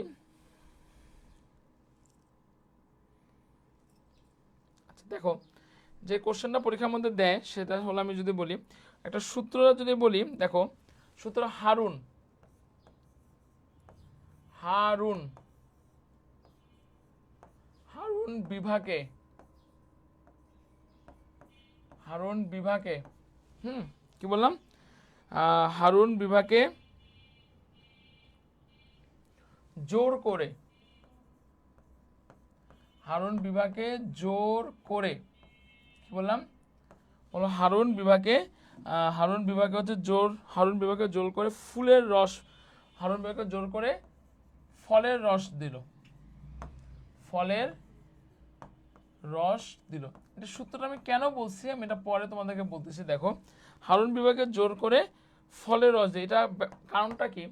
এটা কারণটা হচ্ছে যে দেখো হ দিয়ে হচ্ছে হাম, হাম রোগের ভাইরাসের নামটা কি? সবাই একটা কথা বলো তো। হাম রোগের ভাইরাসের নাম হচ্ছে রুবিওলা ভাইরাস। পরীক্ষার মধ্যে প্রায় সময় তোমরা কিন্তু পাবা ভাই। হামটা কিসের জন্য হচ্ছে বলো? হাম যে হচ্ছে সে হামটা কিসের জন্য হচ্ছে বলো সবাই? হামটা হচ্ছে আমাদের, হামটা কিসের জন্য হচ্ছে বলো? হামটা হচ্ছে রুবিওলা ভাইরাসের জন্য হচ্ছে। হামটা কিসের জন্য সবাই কথা বলবা? হামটা হচ্ছে রুবিওলা ভাইরাসের জন্য হচ্ছে, ঠিক আছে? তারপর দেখো বসন্ত, এগুলো কিন্তু তোমরা পাবাই ভাই, এগুলো তোমরা খুব প্যারা খাও। বসন্ত যে রোগ আছে সে বসন্ত রোগের ভাইরাসটার নাম কি বলতো? Variola virus. এই কি ভাইরাস? Variola virus. জোরে কি ভাইরাস বলতো? জলাতঙ্ক ভাইরাস, ঠিক আছে? জলাতঙ্ক ভাইরাস, জলাতঙ্ক রোগের ভাইরাসটার নাম কি বলছি বলতো? Rabies virus. কি ভাইরাস বলছি বলতো? Rabies virus. এবং রসে আমাদের সাধারণ সর্দি কাশি, সাধারণ সর্দি কাশির জন্য যে ভাইরাসটা দেয় সেটার নাম কি বলছি বলতো? Rhino virus. তো এই কোশ্চেনগুলো কিন্তু খুবই ট্রিকি কোশ্চেন আমাদের পরীক্ষার মধ্যে দেয়, খুবই ক্রিম একটা ইনফরমেশন ভাই। হামের জন্য দায়ী হলো রুবিওলা, বসন্তের জন্য দায়ী হলো ভ্যারিওলা, জলাতঙ্কের জন্য দায়ী এবং সাধারণ সর্দি কাশির জন্য দায়ী হলো রাইনো ভাইরাসটা। এই কোশ্চেনটা এবার এগ্রির জন্য অনেক অনেক বেশি গুরুত্বপূর্ণ। এই কোশ্চেনটা তো পেলেও পেতে পারো। সাধারণ সর্দি কাশির জন্য দায়ী কে বলো? সাধারণ সর্দি কাশির দায়ী হচ্ছে আমাদের হলো রাইনো ভাইরাস, হলো সাধারণ হলো সর্দি কাশির জন্য দায়ী। ওকে, আমি এবার কোশ্চেন সলভে চলে আসবো। দেখো সবাই আমরা কোশ্চেন সলভে চলে আসি, সবাই কথা বলো, সবাই ক্লাসে একটু আসো, আমিও নামাজে যাব, টেনশন করার দরকার নেই, একটু ক্লাসে আসো, সবাই ক্লাসে আসো। দেখো বলো সবাই ক্লাসে একটু আসো ভাই। আচ্ছা যাই হোক, যেটা বলতেছিলাম দেখো, আমি যে কোশ্চেনটা বলতেছিলাম, কোনটি ভাইরাসের জীবীয় বৈশিষ্ট্য? আমরা সবাই কিন্তু জানি ভাইরাসকে আমরা কি বলি বলতো? ভাইরাসকে আমরা বলবো হচ্ছে যে জীব ও জ্বরের যোগসূত্র। এটাও কিন্তু একটা পয়েন্ট রে ভাই। হ্যাঁ, ভাইরাসকে আমরা কি বলবো? জীব ও জ্বরের যোগসূত্র। ভাইরাসকে আমরা কি বলবো? জীব এবং জ্বরের যোগসূত্র। কেন আমি ভাইরাসকে জীব এবং জ্বরের যোগসূত্র বলবো? কারণ ভাইরাসের ভিতরে জীবের বৈশিষ্ট্য আছে, ভাইরাসের ভিতরে আমাদের জ্বরের বৈশিষ্ট্য আছে। কোশ্চেনটা কি দেওয়া আছে? কোনটি ভাইরাসের জীবীয় বৈশিষ্ট্য বলো? কোনটি ভাইরাসের সাইটোপ্লাজম নাই, এটা আমাদের জ্বর বৈশিষ্ট্য, এটা হবে না। ভাইরাসকে কেলাসিত করা যায়, এটা জ্বর বৈশিষ্ট্য। জীবকোষে ভাইরাস, এটা হলো আমাদের জ্বর বৈশিষ্ট্য, ঠিক আছে? কোনটি ভাইরাসের জীবীয় বৈশিষ্ট্য? পোষক কোষের অভ্যন্তরে প্রজননে সক্ষম। একের অ্যান্সার সি। ওকে, পরের কোশ্চেন দেখো, এটা কিন্তু আমি তোমাকে খুব সুন্দর করে শক করে দেখাই দিচ্ছি। ওই বিজ্ঞানী অবদান পয়েন্টটা কিন্তু তোমাদের জন্য খুবই গুরুত্বপূর্ণ এবার এগিয়ে জন্য। কোশ্চেনটা দিতে পারে, কোন বিজ্ঞানী টিএমবি কে তামাক পাতা থেকে ক্যালাসন প্রক্রিয়ায় পৃথক করে বলো? কোন বিজ্ঞানী? অবশ্যই বিজ্ঞানী স্ট্যানলি করে। কোন বিজ্ঞানী করে? অ্যাডলফ মায়ার তো করে না। আইবার কে কোন বিজ্ঞানী করে? বিজ্ঞানী স্ট্যানলি করে, ঠিক আছে? ওকে, দেখো পরের কোশ্চেন যদি আমি চলে আসি, কোনটি আমাদের ডিএনএ ভাইরাস বলো? কোনটি আমাদের ডিএনএ ভাইরাস? আচ্ছা, র্যাবিস এটা হচ্ছে আমাদের আরএনএ ভাইরাস, ভালো কথা। ইনফ্লুয়েঞ্জা এটা হচ্ছে আমাদের আরএনএ ভাইরাস। ইবোলা এটাও হচ্ছে আমাদের আরএনএ ভাইরাস। আচ্ছা, ডিএনএ ভাইরাস কোনটা? ডিএনএ ভাইরাস হচ্ছে আমাদের ভ্যাকসিনিয়া, ঠিক আছে? একটু অ্যান্সার করো শ্রেয়া ঘোষ, তুমি তো অ্যান্সার করো। হ্যাঁ, ওকে। আচ্ছা, পরের কোশ্চেন দেখো, ব্যাকটেরিওফাজ আসলে কি? আমি তোমাদের পড়েছিলাম না, T2 bacteriophage, T4 bacteriophage, T6 bacteriophage, পড়েছি তো। তাহলে ব্যাকটেরিওফাজটা আসলে কি বলো? ব্যাকটেরিওফাজটা আসলে কি? ব্যাকটেরিওফাজটা অবশ্যই এক ধরনের ভাইরাস। এটা কিন্তু নামটা ব্যাকটেরিয়া বা যে ফাজ আছে এগুলো কিন্তু এক ধরনের কি বলতো? ভাইরাস, ঠিক আছে? পরের কোশ্চেন দেখো, ভাইরাস বংশবৃদ্ধিতে পোষকের কোন অঙ্গাণু ব্যবহৃত হয় বলো? ভাইরাস বংশবৃদ্ধিতে পোষকের কোন অঙ্গাণু ব্যবহৃত হয় বলো? দেখো, ভাইরাসের ভিতরে প্রোটিন আছে আর নিউক্লিক অ্যাসিড আছে। তো এখন কোশ্চেনটা দেওয়া আছে ভাইরাসের বংশবৃদ্ধিতে আমাদের কোনটি ব্যবহৃত হবে? মাইটোকন্ড্রিয়া তো ভাইরাসে কখনোই কিন্তু নাই, কোষ আবরণী আমাদের এখানে নাই, তো রাইবোজোমটাও নাই। অবশ্যই ভাইরাসের বংশবৃদ্ধিতে এখানে নিউক্লিয়াসটা গুরুত্বপূর্ণ ভূমিকা পালন করবে। ঠিক আছে, পরের কোশ্চেন দেখো, টোবাকো মোজাইক ভাইরাসের আবিষ্কার করেন কে? একটু আমাকে কমেন্ট করে জানিয়ে দিবা। এই কোশ্চেনটা আমাদের এগ্রির জন্য অনেক গুরুত্বপূর্ণ একটা কোশ্চেন। বলো কোশ্চেনে কি করছি? টোবাকো মোজাইক ভাইরাস আবিষ্কার করেন কে? সেরা ঘোষকে ধন্যবাদ। ওকে, টোবাকো মোজাইক ভাইরাসকে কে আবিষ্কার করেন? বলো, টোবাকো মোজাইক ভাইরাস কে আবিষ্কার? অবশ্যই মাথায় রাখবা, টোবাকো মোজাইক ভাইরাস আবিষ্কার করেন বিজ্ঞানী আইভানোভস্কি। কে আবিষ্কার? বিজ্ঞানী আইভানোভস্কি। ওকে, পরের কোশ্চেন দেখো, কোনটি ব্যাঙ্গাচিয়াকার ভাইরাস? তোমাদেরকে পড়াইছিলাম ব্যাঙ্গাচিয়াকার ভাইরাসগুলো হলো T2, T4 এবং T6। তো কোনটি ব্যাঙ্গাচিয়াকার ভাইরাস? অবশ্যই অ্যান্সার হলো T2 ভাইরাস হচ্ছে আমাদের ব্যাঙ্গাচিয়াকার ভাইরাস। ঠিক আছে, আচ্ছা পরের কোশ্চেন দেখো, মানব দেহে ক্যান্সার সৃষ্টিকারী ডিএনএ ভাইরাসকে কি বলে? বলো, 8 নম্বর কোশ্চেনটা বলো, মানব দেহে ক্যান্সার সৃষ্টিকারী ডিএনএ ভাইরাসকে কি বলে? অবশ্যই ক্যান্সার মানে হলো অঙ্ক, ক্যান্সার মানে অঙ্ক। তা ক্যান্সার সৃষ্টি করবে কোন ভাইরাস? বলো তো, অঙ্ক ভাইরাস হলো ক্লিয়ার করবে। ঠিক আছে, ওকে, পরের কোশ্চেন দেখো, রেইনো ও রেইনো ও সানাব ভাইরাস প্রতিরোধী, রেইনবো ও সানাব ভাইরাস প্রতিরোধী এটা কোন উদ্ভিদের জাত? আমের জাত কখনোই না, কলার জাত কখনোই না, লিচুর জাত কখনোই না, সেটা হলো পেঁপের জাত। ঠিক আছে, পরের কোশ্চেন দেখো, মানুষের ব্যাকবোন ফিভারের জন্য দায়ী কোন ভাইরাস? আচ্ছা, একটু যদি কথা বলি, ডেঙ্গু এই ডেঙ্গু রোগের আরেকটা নাম হচ্ছে যে ব্যাকবোন ফিভার। ডেঙ্গু রোগের জন্য দায়ী ভাইরাসটার নাম কি? ডেঙ্গু রোগের জন্য দায়ী ভাইরাসটার নাম হচ্ছে যে ফ্লাভি ভাইরাস। তাহলে অবশ্যই ব্যাকবোন ফিভারের জন্য দায়ী কি হবে বলো তো? অবশ্যই আমাদের ফ্লাভি ভাইরাস হবে। ক্লিয়ার কিনা কথা বলবা? ক্লিয়ার কিনা একটা কথা বলবা?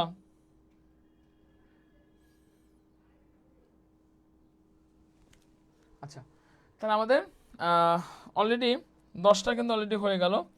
এরপরে 11 নম্বর কোশ্চেনটা যদি আমি তোমাদের সামনে যদি একটু কথা বলি, দেখো 11 নম্বর কোশ্চেনটা যদি কথা বলি, 11 নম্বর কোশ্চেন আমাদের কি আছে? 11 নম্বর কোশ্চেনটা যেটা পরীক্ষার মধ্যে দিছে, 11 নম্বর কোশ্চেনটা কি দিছে দেখো, পিআরএসবি ভাইরাস আক্রমণের কতদিন পর রোগের লক্ষণ প্রকাশ পায়? খুব গুরুত্বপূর্ণ একটা কোশ্চেন। পিআরএসবি ভাইরাস আক্রমণের কতদিন পরে রোগের লক্ষণটা প্রকাশ পাবে? এটা একদমই বইয়ের লাইন, 30 থেকে 40 দিনের মধ্যে রোগের লক্ষণটা প্রকাশ পাবে। ঠিক আছে, ওকে, পরের কোশ্চেন দেখো, ভাইরাসের যে দেহটা এটা আসলে কি দ্বারা গঠিত? আমি কিন্তু বারবার আপনাদেরকে বলছিলাম ভাইরাস মানে কি?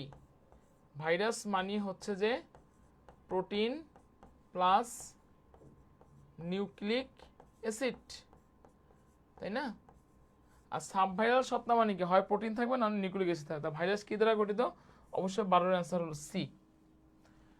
পরের কোশ্চেন দেখেন, মানুষের বসন্ত রোগের জন্য দায়ী ভাইরাসটার নাম কি?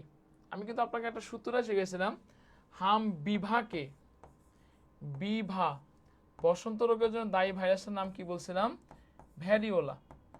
কি বলছিলাম? ভ্যারিওলা। তাহলে 13-এর অ্যান্সারটা কি? ডি। আচ্ছা, র্যাবিস ভাইরাসের জন্য, র্যাবিস ভাইরাস কার জন্য দায়ী?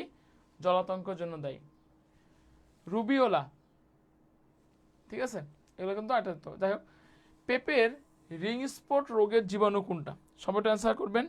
পেঁপের রিং স্পট রোগের জীবাণু কোনটা? টিএমবি তো টোবাকো মোজাইক ভাইরাস। তাহলে পেঁপের রিং স্পট খুবই একটা দামি কোশ্চেন আপনাদের এবার এগ্রির জন্য। পেঁপের রিং স্পট রোগের জন্য দায়ী ভাইরাসের নাম হচ্ছে PRSV। ক্লিয়ার? ওকে, পরের কোশ্চেন দেখেন,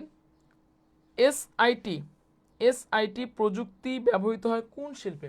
এটা একটা টেকনোলজি। এই টেকনোলজিতে ব্যবহৃত হচ্ছে কোন শিল্পে? ওষুধ শিল্পে কখনোই না, বস্ত্র শিল্পে কখনোই না, খাদ্য শিল্পে কখনোই না। কোন শিল্পে ব্যবহৃত হচ্ছে? কৃষি শিল্পে হচ্ছে আমাদের ব্যবহৃত হচ্ছে। ঠিক আছে? ওকে, 16 নম্বর কোশ্চেন দেখেন, টি2 ফার্স্ট ভাইরাসের দেহে প্রাপ্ত ডিএনএ দেহের মোট ওজনের কত শতাংশ? বারবার বলবো, এই কোশ্চেনটা কিন্তু আপনাদের এবার এগ্রির জন্য অনেক গুরুত্বপূর্ণ একটা কোশ্চেন। টি2 ফার্স্ট ভাইরাসের দেহে প্রাপ্ত ডিএনএর মোট ওজনের কত শতাংশ? অবশ্যই মাথায় রাখবেন, টি2 ফার্স্ট ভাইরাসের দেহের আমাদের মোট ওজনের, টি2 ফার্স্ট ভাইরাসের দেহের মোট ওজনে হচ্ছে আমাদের কত শতাংশ? 15%। ঠিক আছে? ওকে, পরের কোশ্চেন দেখেন, কোনটি ভাইরাসের বৈশিষ্ট্য নয়? মানে কি? কোনটি মিথ্যা?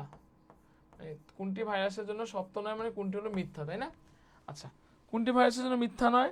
সবাইটা কথা যদি বলি, মিথ্যা ভাইরাসের নির্দিষ্ট কোনো কোষ না, এটা সত্য।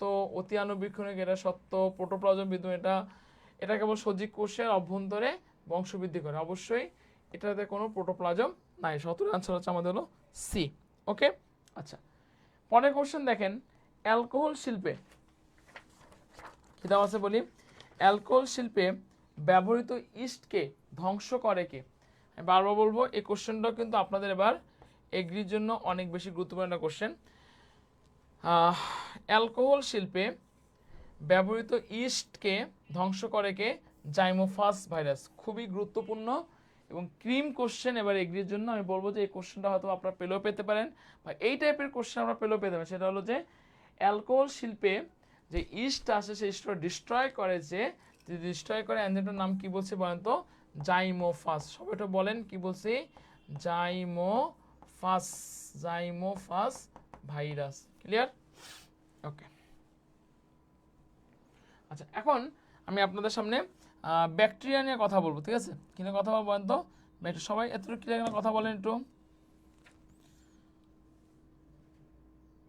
ওকে, সবাই একটু কথা বলবেন। ওকে, এখন আমি আপনাদের সামনে যে টপিকটা নিয়ে কথা বলবো, ব্যাকটেরিয়া নিয়ে কথা বলবো। দেখেন, ব্যাকটেরিয়া সম্পর্কে যেগুলো আসলে পরীক্ষার মধ্যে আমাদের দেয় সেগুলো কথা বলছি। আসলে যেসব ব্যাকটেরিয়া আপনার এককোষী, গোলাকার বা সামান্য ডিম্বাকার, তাদেরকে আমি কি বলবো বলেন তো? কক্কাস বলবো। আচ্ছা, ভালো কথা। কক্কাসকে আমি বেশ কয়টা অনুযায়ী ভাগ করতে পারি: মাইক্রোকক্কাস, ডিপ্লোকক্কাস, টেট্রাকক্কাস, স্ট্রেপ্টোকক্কাস, স্টেফাইলোকক্কাস এবং সার্সিনা। খুবই গুরুত্বপূর্ণ স্লাইডটা, এখান থেকে পরীক্ষার মধ্যে আমাদের এগ্রিতে দেয়। মাইক্রোকক্কাসের উদাহরণ কি, ডিপ্লোকক্কাসের উদাহরণটা কি? যেমন প্রায় সময় এটা দেয় ডিপ্লোকক্কাস নিউমোনিয়া। এখানে আপনারা বানানগুলা, স্পেলিংগুলা ভালো করে দেখে যাবেন। ঠিক আছে ভাই? স্পেলিংগুলো খুব ভালো করে দেখে যাবেন। ওকে, পরের কোশ্চেন দেখেন, ফ্লাজেলার উপস্থিতি, সংখ্যা, উপস্থিতি, অনুপস্থিতি, সংখ্যা এবং অবস্থানের উপর নির্ভর করে ব্যাকটেরিয়াকে আমি 5 ভাগে ভাগ করতে পারি। কি আছে? অ্যাট্রিকাস, মনোট্রিকাস, অ্যামফিট্রিকাস, সেফালোট্রিকাস, লফোট্রিকাস এবং পেট্রিকাস। অ্যাট্রিকাস মানে কি? এরা হলো ফ্লাজেলাবিহীন। অ্যাট্রিকাস মানে কি বলছে বলেন তো? এরা হচ্ছে ফ্লাজেলাবিহীন। মনোট্রিকাস মানে কি? এক প্রান্তে একটি ফ্লাজেলা থাকে। অ্যামফিটিকাস উভয় প্রান্তে একটি করে ফ্লাজেলা থাকে। এক প্রান্তে একগুচ্ছ ফ্লাজেলা থাকে, দুই প্রান্তে দুই গুচ্ছ ফ্লাজেলা থাকে, কোষের চতুর্দিকে ফ্লাজেলা থাকে। এবং উদাহরণগুলা আপনাদের এগ্রির জন্য খুবই খুবই গুরুত্বপূর্ণ একটা স্লাইড রে ভাই। অ্যাট্রিকাসের উদাহরণ কি, মনোট্রিকাসের উদাহরণ কি, অ্যামফিটিকাসের উদাহরণ কি, সেফালোট্রিকাসের উদাহরণ, মানে এখান থেকে একটা কোশ্চেন আমি বলবো যে এগ্রির জন্য মানে খুবই পারফেক্ট একটা স্লাইড। এখান থেকে কোশ্চেন আসার সম্ভাবনা একেবারে 5 স্টার দিয়ে রাখলাম। খুব সুন্দর করে পড়ে রাখবেন আপনারা এটা। মানে ফ্লাজেলের উপস্থিতি, অনুপস্থিতি ভিত্তি করে আমরা 5টা ভাগে ভাগ করতে পারতেছি। অ্যাট্রিকাসের কি উদাহরণ, তারপর মনোটিক অ্যাসিড খুবই গুরুত্বপূর্ণ জিনিস, ঠিক আছে? ওকে,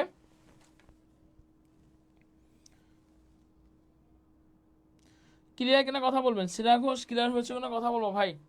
ওকে, আচ্ছা দেখো এখন বেশ কয়টা ব্যাকটেরিয়ার ধরন আছে। না, ব্যাকটেরিয়ার ধরনটা কি?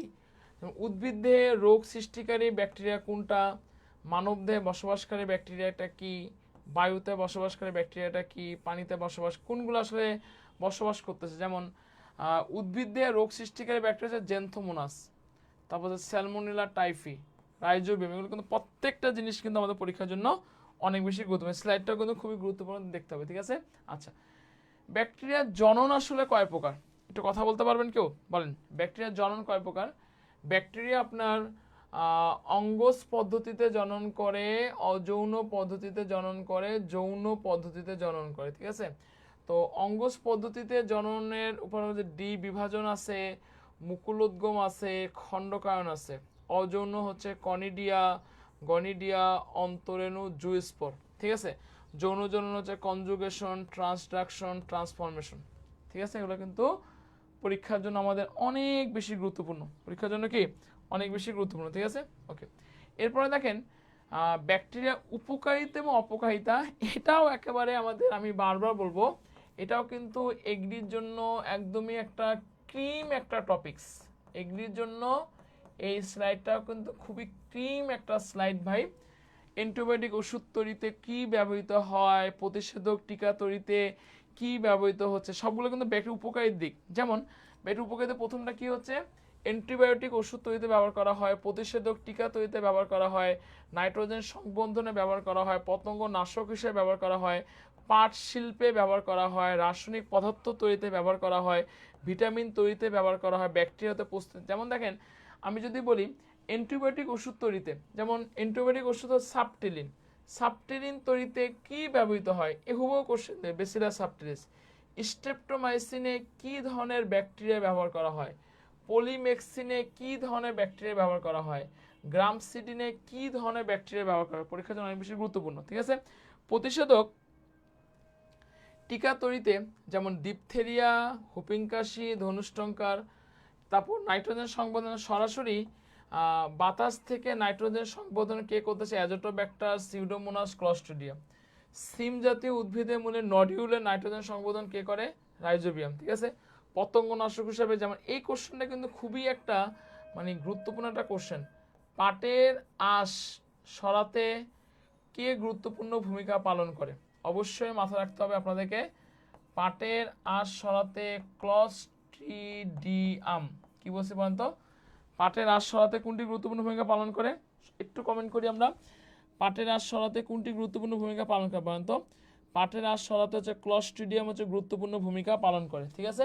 ওকে, তারপর হচ্ছে ব্যাকটেরিয়া হতে, এগুলো কিন্তু খুবই গুরুত্বপূর্ণ জিনিস। কিছু কিছু নাইট্রিফিকেশনে কি ব্যবহার করা হয়, চা, কফি, তামাক প্রক্রিয়াজাতকরণে কি, এগুলো খুবই গুরুত্বপূর্ণ জিনিস, ওকে? আচ্ছা, এরপরে দেখেন ব্যাকটেরিয়ার বেশ কয়টা অপকারী দিক আছে। আগের স্লাইডটা ক্লিয়ার কিনা কথা বলবেন, বলেন ব্যাকটেরিয়া কি আছে, বেশ কয়টা আমাদের কি আছে বলেন তো? ব্যাকটেরিয়া হচ্ছে বেশ কয়টা কি আছে বলেন তো, অপকারী দিক আছে। তো ব্যাকটেরিয়ার অপকারী দিকগুলো নিয়ে যদি আমি একটু যদি কথা বলতে চাই, যেমন ব্যাকটেরিয়া দ্বারা আমাদের যক্ষা রোগ হবে, টাইফয়েড হবে, কলেরা হবে, আমাশয় হবে, ধনুষ্টঙ্কার হবে, নিউমোনিয়া হবে, হুপিং কাশি হবে, মানে এগুলো হচ্ছে মানে এটাও কিন্তু মানে ব্যাকটেরিয়া অপকারী দিয়ে ভিবিআই আমি অলরেডি স্লাইডের মধ্যে দিয়ে দিয়েছি। কিসের জন্য ভিবিআই?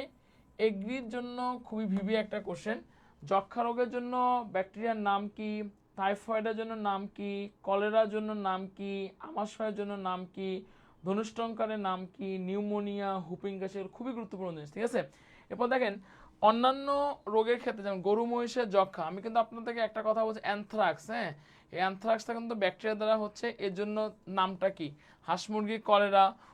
অন্যান্য প্রাণীদের উদ্ভিদের রোগ সৃষ্টি হয়, যেমন গমের টুন্ডু রোগ, ধানের পাতা ধসা রোগ, আখের রোগ, লেবুর ক্যাঙ্কার রোগ। মোট কথা প্রত্যেকটা রোগের নাম এবং রোগ সৃষ্টিকারী ব্যাকটেরিয়া খুবই ভালো করে দেখতে হবে। তারপর স্পেশালি বেশ কয়েকটা জিনিস আমি আপনাদের জন্য দাগায় দিয়ে যাচ্ছি।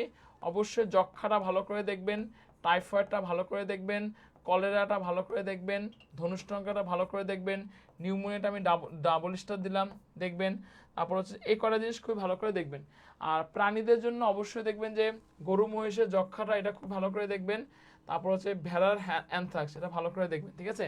আর উদ্ভিদের ক্ষেত্রে দেখবেন যে ধানের পাতা ধসা রোগ। মোট কথা আমি এই স্লাইডটা কিন্তু খুবই গুরুত্বপূর্ণ এগ্রির জন্য। এরপরও যেগুলো গুরুত্বপূর্ণ আমি সেগুলো না আপনাদের সামনে কিন্তু খুব সুন্দর করে দেখাই দিচ্ছি। এগুলো কিন্তু পরীক্ষার জন্য আমাদের অনেক বেশি গুরুত্বপূর্ণ। ওকে, আচ্ছা, এরপর আমরা চলে আসতেছি কোশ্চেন সলভে। সবাই একটু কোশ্চেন সলভ নিয়ে কথা বলি, ঠিক আছে। আচ্ছা দেখি সবাই একটু যদি কোশ্চেন সলভ নিয়ে কথা বলি, দেখেন প্রথম কোশ্চেনে কি দেওয়া আছে, কোন ব্যাকটেরিয়ার একটি মাত্র ফ্লাজেলাম থাকে। সবাই একটু কথা বলবো, বলেন কোন ব্যাকটেরিয়ার, যেমন ভিব্রিও কলেরাতে একটি মাত্র ফ্লাজেলাম থাকে, ঠিক আছে। পরের কোশ্চেন, কোন অণুজীব নাইট্রোজেন সংবর্ধনে সক্ষম, মানে এর মধ্যে একটা অণুজীব আছে যে নাইট্রোজেন কোনটা বলছি বলেন তো, সিউডোমোনাস নাইট্রোজেন সংবর্ধনে সক্ষম।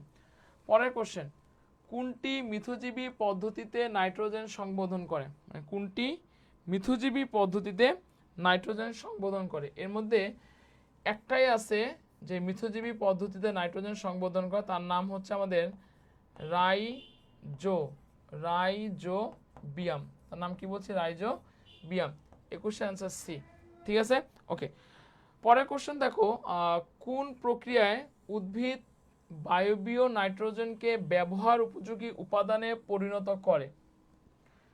কোন প্রক্রিয়ায় উদ্ভিদ বায়বীয় নাইট্রোজেনকে, খুবই গুরুত্বপূর্ণ কোশ্চেন এবং আমাদের এগ্রির জন্য, বলেন কোন প্রক্রিয়ায় উদ্ভিদ বায়বীয় নাইট্রোজেনকে ব্যবহার উপযোগী উদ্ভিদ অবশ্যই নাইট্রোজেন ফিক্সেশনে আমাদের কি করতেছে, সে ব্যবহার উপযোগী উপাদানে পরিণত করতেছে, ঠিক আছে। পরের কোশ্চেন দেখেন, কোন বিজ্ঞানী ব্যাকটেরিয়াকে অ্যানিমেল কিউল নাম দেয়। কি বলছি, কোন বিজ্ঞানী ব্যাকটেরিয়াকে কি নাম দিছে, অ্যানিমেল কিউল নাম দিছে। কোন বিজ্ঞানী বলেন, কোন বিজ্ঞানী ব্যাকটেরিয়াকে, অবশ্যই মাথা রাখবেন লিউয়েনহুক আপনার ব্যাকটেরিয়াকে অ্যানিমেল কিউল নাম দিছে, ঠিক আছে। পরের কোশ্চেন দেখেন, কোন ব্যাকটেরিয়ামটি আমাদের গোলাকার, কোন ব্যাকটেরিয়ামটি গোলাকার। সার্সিনা লুটিয়া এই ব্যাকটেরিয়াটা আমাদের কি বলছি বলেন তো, গোলাকার, ঠিক আছে। ওকে, পরে আমি চলে আসতেছি, দেখেন নাইট্রোজেন চক্রে, সবাই কথা বলবেন। দেখেন যে কোশ্চেনটা দেওয়া আছে, নাইট্রোজেন চক্রে ব্যাকটেরিয়ার প্রধান ভূমিকাটা আসলে কি, বলেন নাইট্রোজেন চক্রে ব্যাকটেরিয়ার প্রধান ভূমিকাটা কি। মানে আমাদের নাইট্রোজেন যে চক্র আছে, ভালো কথা, এই নাইট্রোজেন চক্রে ভাইরাসের কিন্তু কোনো ভূমিকা নাই, কার ভূমিকা আছে, ব্যাকটেরিয়ার ভূমিকা আছে। ব্যাকটেরিয়ার ভূমিকাটা কি, সে বেসিক্যালি আমাদের কি করবে, নাইট্রোজেন যে গ্যাসটা আছে সে নাইট্রোজেন গ্যাসটাকে নাইট্রেটে রূপান্তরিত করে। 25-এর অ্যান্সার হলো এ, ঠিক আছে। পরের কোশ্চেন দেখেন, কোন বিজ্ঞানী যক্ষা রোগের জীবাণু আবিষ্কার করেন। সবাই কথা বলি, কোন বিজ্ঞানী যক্ষা রোগের জীবাণু আবিষ্কার করেন। অবশ্যই মাথায় রাখতে হবে, যক্ষা রোগের জীবাণু আবিষ্কার করেন বিজ্ঞানী রবার্ট কচ। যক্ষা রোগের জীবাণুকে আবিষ্কার করেন বিজ্ঞানী রবার্ট কচ, ঠিক আছে।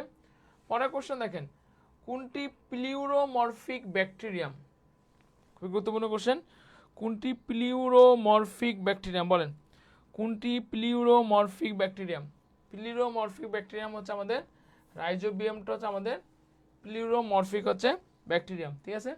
পরের কোশ্চেন, এই কোশ্চেনটা কিন্তু আপনাদের এগ্রির জন্য অনেক অনেক বেশি গুরুত্বপূর্ণ। কোন ব্যাকটেরিয়ামটি ভিনেগার তৈরিতে ব্যবহৃত হয়, বলেন এসিডোব্যাক্টার জাইলিয়াম, বেসিলাস, কোনটি আসলে আমাদের ভিনেগার তৈরিতে ব্যবহৃত হয়। ভিনেগার তৈরিতে ব্যবহৃত হচ্ছে আমাদের এসিডোব্যাক্টার জাইলিয়ামটা কি হচ্ছে, ভিনেগার তৈরিতে ব্যবহৃত হচ্ছে, ঠিক আছে। পরের কোশ্চেন দেখেন, জার্ম থিওরি অফ ডিজিজ এর প্রবক্তা আসলে কে। সবাই কথা বলি, জার্ম থিওরি অফ ডিজিজ এর প্রবক্তা কে। জার্ম থিওরি অফ ডিজিজের প্রবক্তা হচ্ছে Louis Pasteur. Germ theory of প্রবক্তা কে বলছি, লুইস পাস্তুর, ঠিক আছে। আচ্ছা, পরের কোশ্চেন দেখেন, কমা আকৃতির ব্যাকটেরিয়া কোনটি। সবাই কথা বলবো আমরা, কি দেওয়া আছে এখানে, কমা আকৃতির ব্যাকটেরিয়া আসলে কোনটা? 30 নম্বর কোশ্চেন কি দেওয়া আছে? কমা আকৃতির ব্যাকটেরিয়া কোনটা? অবশ্যই মাথায় রাখতে হবে, কমা আকৃতির ব্যাকটেরিয়া হচ্ছে আমাদের ভিব্রিওটা হচ্ছে আমাদের কমা আকৃতির ব্যাকটেরিয়া, ঠিক আছে। পরের কোশ্চেন দেখেন, কোন ব্যাকটেরিয়াটি কি উৎপন্ন করতেছে? ভিটামিন উৎপন্ন করে। কোন ব্যাকটেরিয়া ভিটামিন উৎপন্ন করে? ভিটামিন উৎপন্ন করতেছে কে? কোন ব্যাকটেরিয়া আমাদের কি ভিটামিন উৎপন্ন করে? কোন ব্যাকটেরিয়া ভিটামিন উৎপন্ন করে? একটু কথা বলি আমরা। কোন ব্যাকটেরিয়া ভিটামিন উৎপন্ন করে? অ্যাস্কেরিসিয়া, সে আমাদের ভিটামিন উৎপন্ন করতেছে, ঠিক আছে। পরের কোশ্চেন দেখেন, যক্ষ্মা রোগের জীবাণু আবিষ্কার করেন কে? বলেন। যক্ষ্মা রোগের যে জীবাণু আমাদের আছে, সে যক্ষ্মা রোগের জীবাণু আবিষ্কার করেন কে? যক্ষ্মা রোগের জীবাণু আবিষ্কার হচ্ছে রবার্ট কস, হলো সে কি করে? যক্ষ্মা রোগের জীবাণু আবিষ্কার করে, ঠিক আছে। পরের কোশ্চেন 33 নম্বর কোশ্চেন দেখেন, ফ্লাজেলাযুক্ত ব্যাকটেরিয়াকে আমরা কি বলবো? ফ্লাজেলাযুক্ত ব্যাকটেরিয়াকে আমরা ট্রাইকাস বলবো। পরের কোশ্চেন, কোন ব্যাকটেরিয়া সিম জাতীয় উদ্ভিদের মূলে নডিউল গঠন করে? বলেন। কোন ব্যাকটেরিয়া সিম জাতীয় উদ্ভিদের মূলে নডিউল তৈরি করে? সিম জাতীয় উদ্ভিদের মূলে নডিউল তৈরি করতেছে আমাদের রাইজোবিয়াম। এর একটাও কিন্তু সে কোথাও কিন্তু কি করতেছে না, নডিউল সৃষ্টি করতেছে কেবল রাইজোবিয়াম, ঠিক আছে। কোন ব্যাকটেরিয়া পাটের সাথে সাহায্য করে? বারবার বলছিলাম, কোশ্চেনটা কিন্তু আপনাদের এগ্রির জন্য অনেক বেশি গুরুত্বপূর্ণ। ক্লস্ট্রিডিয়াম পাটেরার সাথে ব্যবহৃত হচ্ছে। কোন ব্যাকটেরিয়া নাইট্রোজেনটাকে সে সংবর্ধন করতে পারে? বলেন। কোন ব্যাকটেরিয়া নাইট্রোজেনকে সংবর্ধন করতে পারে? অ্যাজোব্যাক্টার নাইট্রোজেনকে সে কি করতে পারে? সংবর্ধন করতে পারে, ঠিক আছে। এখানে ভাইরাসের রোগ সৃষ্টিকারী ভাইরাসের নামগুলো দেওয়া আছে, খুবই গুরুত্বপূর্ণ, খুব সুন্দর করে দেওয়া আছে। ভাইরাসের নাম, পোষক দেহ, সৃষ্ট রোগ। ভাইরাসের নাম, পোষক দেহ, সৃষ্ট। যেমন দেখেন, রুবিওলা ভাইরাস কি রোগ হচ্ছে? হাম। Flavivirus dengue. Influenza virus chikungunya. Nipah ভাইরাসের কি রোগ হবে? সার্স রোগ হবে। সার্সের পুনরূপ কি? Severe acute respiratory virus. Nipah virus এর বাহকটাকে, পোষককে মানুষ। তারপর দেখেন অ্যাডিনো ভাইরাস, এটা বাহকটাকে, পোষকটাকে মানুষ, ঠিক আছে। তারপর দেখেন রাইনো ভাইরাস, খুবই গুরুত্বপূর্ণ একটা কোশ্চেন।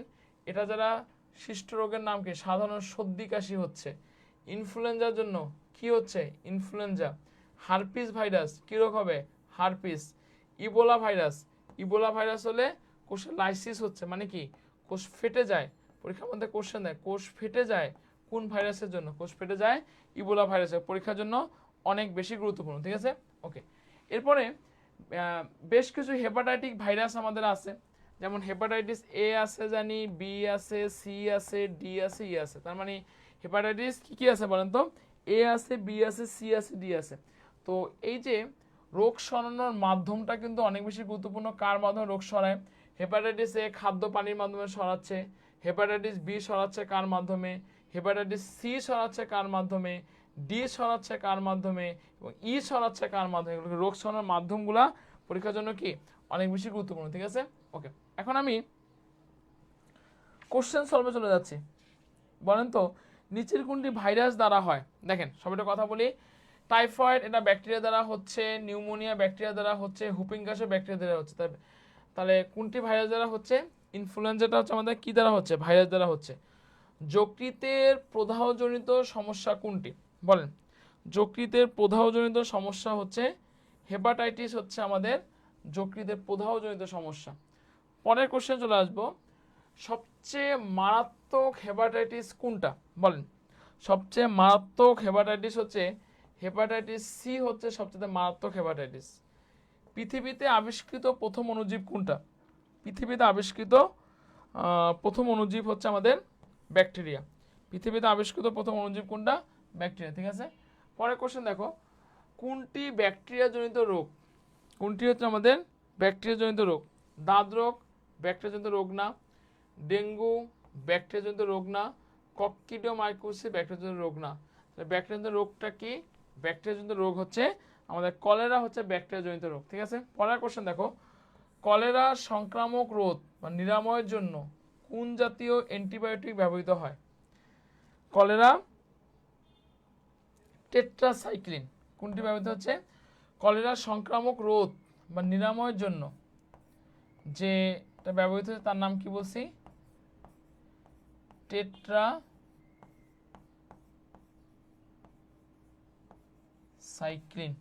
খুবই গুরুত্বপূর্ণ কোশ্চেন, তোমাদের দিতে পারে কোশ্চেনটা, হ্যাঁ। আচ্ছা, ধানের ব্লাইট রোগের জন্য দায়ী কে বলো? ধানের ব্লাইট রোগের জন্য দায়ী কোন ব্যাকটেরিয়া? জেন্থোমোনাস অরিজা। অরিজা স্যাটিভাগ ধানের বৈজ্ঞানিক নাম, ঠিক আছে। ডেঙ্গু জ্বরের সেরোটাইপ কয়টা আছে? ডেঙ্গু জ্বরের সেরোটাইপ হচ্ছে 4টা। এই 2টা কোশ্চেনও কিন্তু আমাদের এগ্রির জন্য অনেক গুরুত্বপূর্ণ কোশ্চেন, হ্যাঁ, ঠিক আছে। ওকে, পরের কোশ্চেন দেখো, ম্যালেরিয়া সুপ্তিকাল এবং বেশ কটা এখানে খুব সুন্দর করে দিয়ে দিয়েছি। যেমন প্লাসমোডিয়াম ভিভেক্সের রোগের নাম কি, ম্যালেরিয়া রোগের নাম কি, ওভালে রোগের নাম কি, ফ্যালসিমের রোগের নাম কি, রোগের নাম কি, শিষ্ট জ্বরের প্রকৃতি, এটা খুবই গুরুত্বপূর্ণ একটা কোশ্চেন। সুপ্তাবস্থা, এটা খুবই গুরুত্বপূর্ণ আমাদের একটা স্লাইড আমাদের ইয়ার জন্য, এবং এই বিস্তৃতি কোথায় হচ্ছে খুবই গুরুত্বপূর্ণ, খুব ভালো করে আমাদের দেখতে হবে, ঠিক আছে। আচ্ছা, এখন আমরা কোশ্চেন সলভে চলে আসি।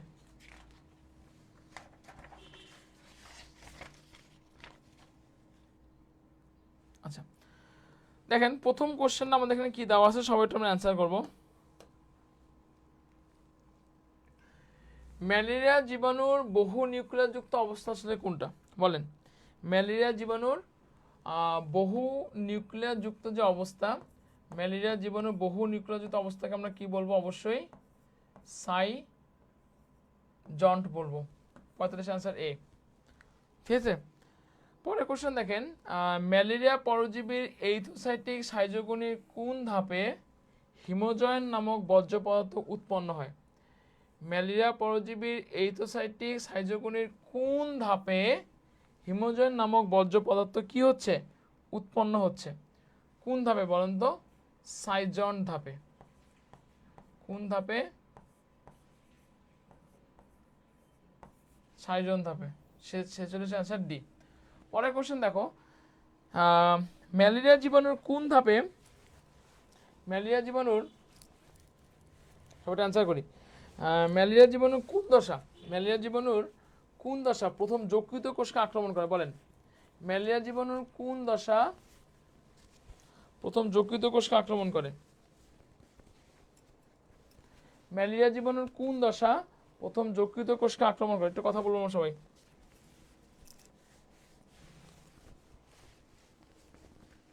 সবাইটা অ্যান্সার করি।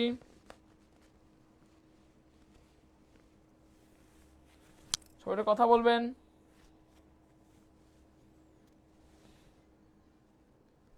আচ্ছা, ম্যালেরিয়া জীবাণুর কোন দশা প্রথম যকৃত কোষকে আক্রমণ করে? অবশ্যই স্পোরোজয়। সে কি করতেছে বলেন তো?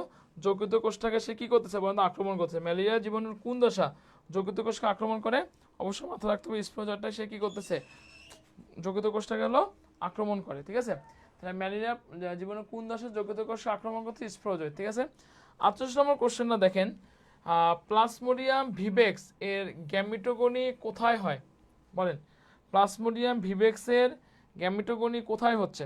48 নম্বর কোশ্চেন, প্লাজমোডিয়াম ভিভেক্সের গ্যামিটোগনি হচ্ছে মশকির ক্রপে হয়। কোথায় হয়? মশকির ক্রপে হয়। পরের কোশ্চেন, মশকির লালা গ্রন্থিতে ম্যালেরিয়া জীবাণুর কোন দশা পাওয়া যায়? মশকির লালা গ্রন্থিতে ম্যালেরিয়া জীবাণুর কোন দশা পাওয়া যায়? ক্রিপ্টোজয় পাওয়া যায় না, ট্রোফোজয়টা পাওয়া যায় না, মেরোজয়টা পাওয়া যায় না, পাওয়া যাচ্ছে কি বলেন তো? স্প্রোজয়টা আমাদের পাওয়া যাচ্ছে, ঠিক আছে। পরের কোশ্চেন দেখেন, মানুষের রক্তে ম্যালেরিয়া জীবাণু গ্যামিটোসাইটগুলো কতদিন পর্যন্ত কার্যক্রম থাকে? মানে এর জীবাণুগুলা কার্যক্রম থাকে কতদিন পর্যন্ত? কার্যক্রম থাকতেছে আমাদের 7 দিন পর্যন্ত কার্যক্রম থাকে, ঠিক আছে। ম্যালেরিয়ার জ্বর সৃষ্ট পর্যায়ে পরজীবীর কোন দশাটা আসলে আমরা দেখতে পাচ্তেছি? কোন দশাটা আমরা আসলে দেখতে পাচ্তেছি? অবশ্যই মাথা রাখবেন, ম্যালেরিয়া জ্বর সৃষ্টি যে দশাটা দেখতে পাচ্তেছি সেই দশাটার নাম হচ্ছে আমাদের মেরোজয়ের দশা। ক্লিয়ার? তো আমাদের অণুজীব চ্যাপ্টারটা অলরেডি শেষ হয়ে গেল। এখন আমরা আরেকটা চ্যাপ্টার চলে আসবো, জীব প্রযুক্তি। এখান থেকে কোশ্চেন খুব রেয়ার দেয়, দিলে একটা দিতে পারে, বা যে টপিকসগুলো গুরুত্বপূর্ণ সেগুলো একটু কথা বলবো। যেমন জীব প্রযুক্তির শ্রেণীবিভাগ, গ্রিন, রেড, ব্লু, হোয়াইট, এটা কিন্তু এটা বেশি গুরুত্বপূর্ণ। হ্যাঁ, গ্রিন বায়োটেকনোলজির কি হচ্ছে, যেমন গ্রিন বায়োটেকনোলজি আপনার কৃষিক্ষেত্রে হচ্ছে, এটা দিতে পারে। রেড হলো চিকিৎসা ক্ষেত্রে, ব্লু হলো জলজীবী উন্নতির জন্য, আর হোয়াইট হলো শিল্পক্ষেত্রে, ঠিক আছে। মানে কোথায় কি ব্যবহৃত হচ্ছে এটা কিন্তু খুবই গুরুত্বপূর্ণ জিনিস, ঠিক আছে। যেমন দিতে পারে ট্রান্সজেনিক মাছ উৎপাদনের সাহায্যে মাছের উৎপাদন বৃদ্ধি পায় কোন টেকনোলজির মাধ্যমে? বিট বেগুন বীজ উৎপাদন করা হয় কোন টেকনোলজির মাধ্যমে? ভ্যাকসিন প্রয়োগ করা হয়, এগুলো কিন্তু আপনাদের পরীক্ষার মধ্যে দিতে পারে। হ্যাঁ, আচ্ছা, এরপরে দেখেন জীব প্রযুক্তি প্রয়োগ ক্ষেত্রগুলো কি কি হচ্ছে, যেমন গাজনে ইউজ করা হয়, রিকম্বিনেন্টে ইউজ করা হয়, জীবন্ত বস্তু ব্যবহারে ইউজ করা হয়, নাইট্রোজেন সংবন্ধন ইউজ করা হয়, টিস্যু কালচারে ইউজ করা হয়, তারপর হচ্ছে আপনার জীবন্ত জ্বালানিতে ইউজ করা হয়, বায়ো ইনফরমেটিক্সে ইউজ করা হয়, উৎসেচকে, প্রক্রিয়াকরণ কারিগরিতে, মানে এগুলোর প্রয়োগ ক্ষেত্র এবং কি কি আমরা উৎপাদিত দ্রব্য বা কার্য পাচ্ছি এটা আমরা একটু দেখে নিব। ঠিক আছে, আচ্ছা, এরপরে এই যে এইটা কিন্তু খুবই গুরুত্বপূর্ণ একটা স্লাইড আপনাদের কৃষির জন্য, সেটা পরীক্ষার মধ্যে দিতে পারে। টিস্যু কালচার প্রযুক্তির ধাপগুলো হলো এক্সপ্লান্ট নির্বাচন, কালচার মিডিয়াম বা আবাদ মাধ্যম তৈরি, পুষ্টি মাধ্যম বা জীবাণুমুক্তকরণ। ঠিক আছে, এবং আরেকটা আছে সেটা হচ্ছে আমাদের ক্যালাস সৃষ্টি, চারা উৎপাদন, চারা টবে স্থানান্তর। একটু দেখেন আপনারা, এক্সপ্লান্ট নির্বাচন, তারপর হচ্ছে কালচার মিডিয়াম আবাদ মাধ্যম তৈরি। যেমন কালচার মিডিয়াম আবাদ মাধ্যম, এখানে মিডিয়ামে পিএইচ 5.5 থেকে 5.8 মধ্যে রাখতে হবে। কালচার মিডিয়াম আবাদ মাধ্যমে মিডিয়ামে পিএইচটা কত থেকে কতর মধ্যে রাখতে হবে? 5.5 থেকে আপনার 5.8 মধ্যে থাকতে হবে। ঠিক আছে, অটোক্লেভ যন্ত্রের তাপমাত্রা 121 ডিগ্রি সেন্টিগ্রেড হবে, চাপ হবে 15 পাউন্ড হবে, আর সময় হবে আপনার 20 মিনিট হবে। ঠিক আছে, এগুলো আমাকে একটু দেখতে হবে। আচ্ছা, এরপরে আমরা ক্যালাস সৃষ্টি ও সংখ্যা বৃদ্ধি কথা বলি, মিডিয়ামে এক্সপ্লান্ট যেমন বৈদ্যুতিক আলো কত লাগবে, লাক্স কত লাগবে, আপেক্ষিক আর্দ্রতা কত লাগবে, খুবই গুরুত্বপূর্ণ জিনিস। চারা টবে স্থানান্তর, এগুলো খুব ভালো করে আমাদের একটু দেখতে হবে। ঠিক আছে, ওকে, এখন আমি বেশ কয়েকটা ইনফরমেশন দিচ্ছি। টিস্যু কালচারের জনককে, এগুলো কিন্তু দেয়। টিস্যু কালচারের জনককে, টিস্যু কালচার প্রকারভেদ লেখো, কালচার মিডিয়ামে কত পিএইচ রাখা হচ্ছে, সাধারণত রোগমুক্ত চারা গাছ উৎপাদিত কিসের মাধ্যমে, টোটিপোটেন্সি ক্ষমতা কিভাবে আবিষ্কার করেন, পরাগধানী কালচারের মাধ্যমে কি উৎপাদন, এগুলো পরীক্ষার জন্য কি অনেক বেশি গুরুত্বপূর্ণ। ঠিক আছে, ওকে, আমরা একটু কোশ্চেন সলভে চলে আসতেছি। আচ্ছা, সবাই একটু কোশ্চেন সলভ করবো। ঠিক আছে, দেখেন এটা এগ্রি ক্লাস্টারে 22 এসে আসলো, কোন প্রক্রিয়ায় রোগমুক্ত গাছের চারা উৎপাদন করা সম্ভব? রোগমুক্ত গাছের চারা উৎপাদন করা সম্ভব যার মাধ্যমে, তার নাম হচ্ছে মেরিস্টেম কালচার। 52 answer B. পরের কোশ্চেন দেখেন, অতি ক্ষুদ্র টিস্যু থেকে বহু চারা উৎপাদনের পদ্ধতিকে কি বলে? অতি ক্ষুদ্র টিস্যু থেকে বহু চারা উৎপাদনের পদ্ধতিকে কি বলে? ক্লোনাল, ক্যালাস, মাইক্রো প্রোপাগেশন, না কোনটা বলে? খুবই গুরুত্বপূর্ণ জিনিস। অতি ক্ষুদ্র টিস্যু থেকে বহু চারা উৎপাদনের পদ্ধতিকে আমরা কি বলবো? মাইক্রো প্রোপাগেশন বলে। 53 আনসার হচ্ছে বি। পরে চলে আসি আমরা, নিচের কোনটির মাধ্যমে হ্যাপ্লয়েড উদ্ভিদ উৎপাদন করা যায়? বলেন, কোনটির মাধ্যমে হ্যাপ্লয়েড উদ্ভিদ উৎপাদন করা যায়? পরাগধানী কালচারের মাধ্যমে। কোনটি আবাদ মাধ্যমকে জমাট বাঁধতে সাহায্য করে? আবাদ মাধ্যমকে এগার।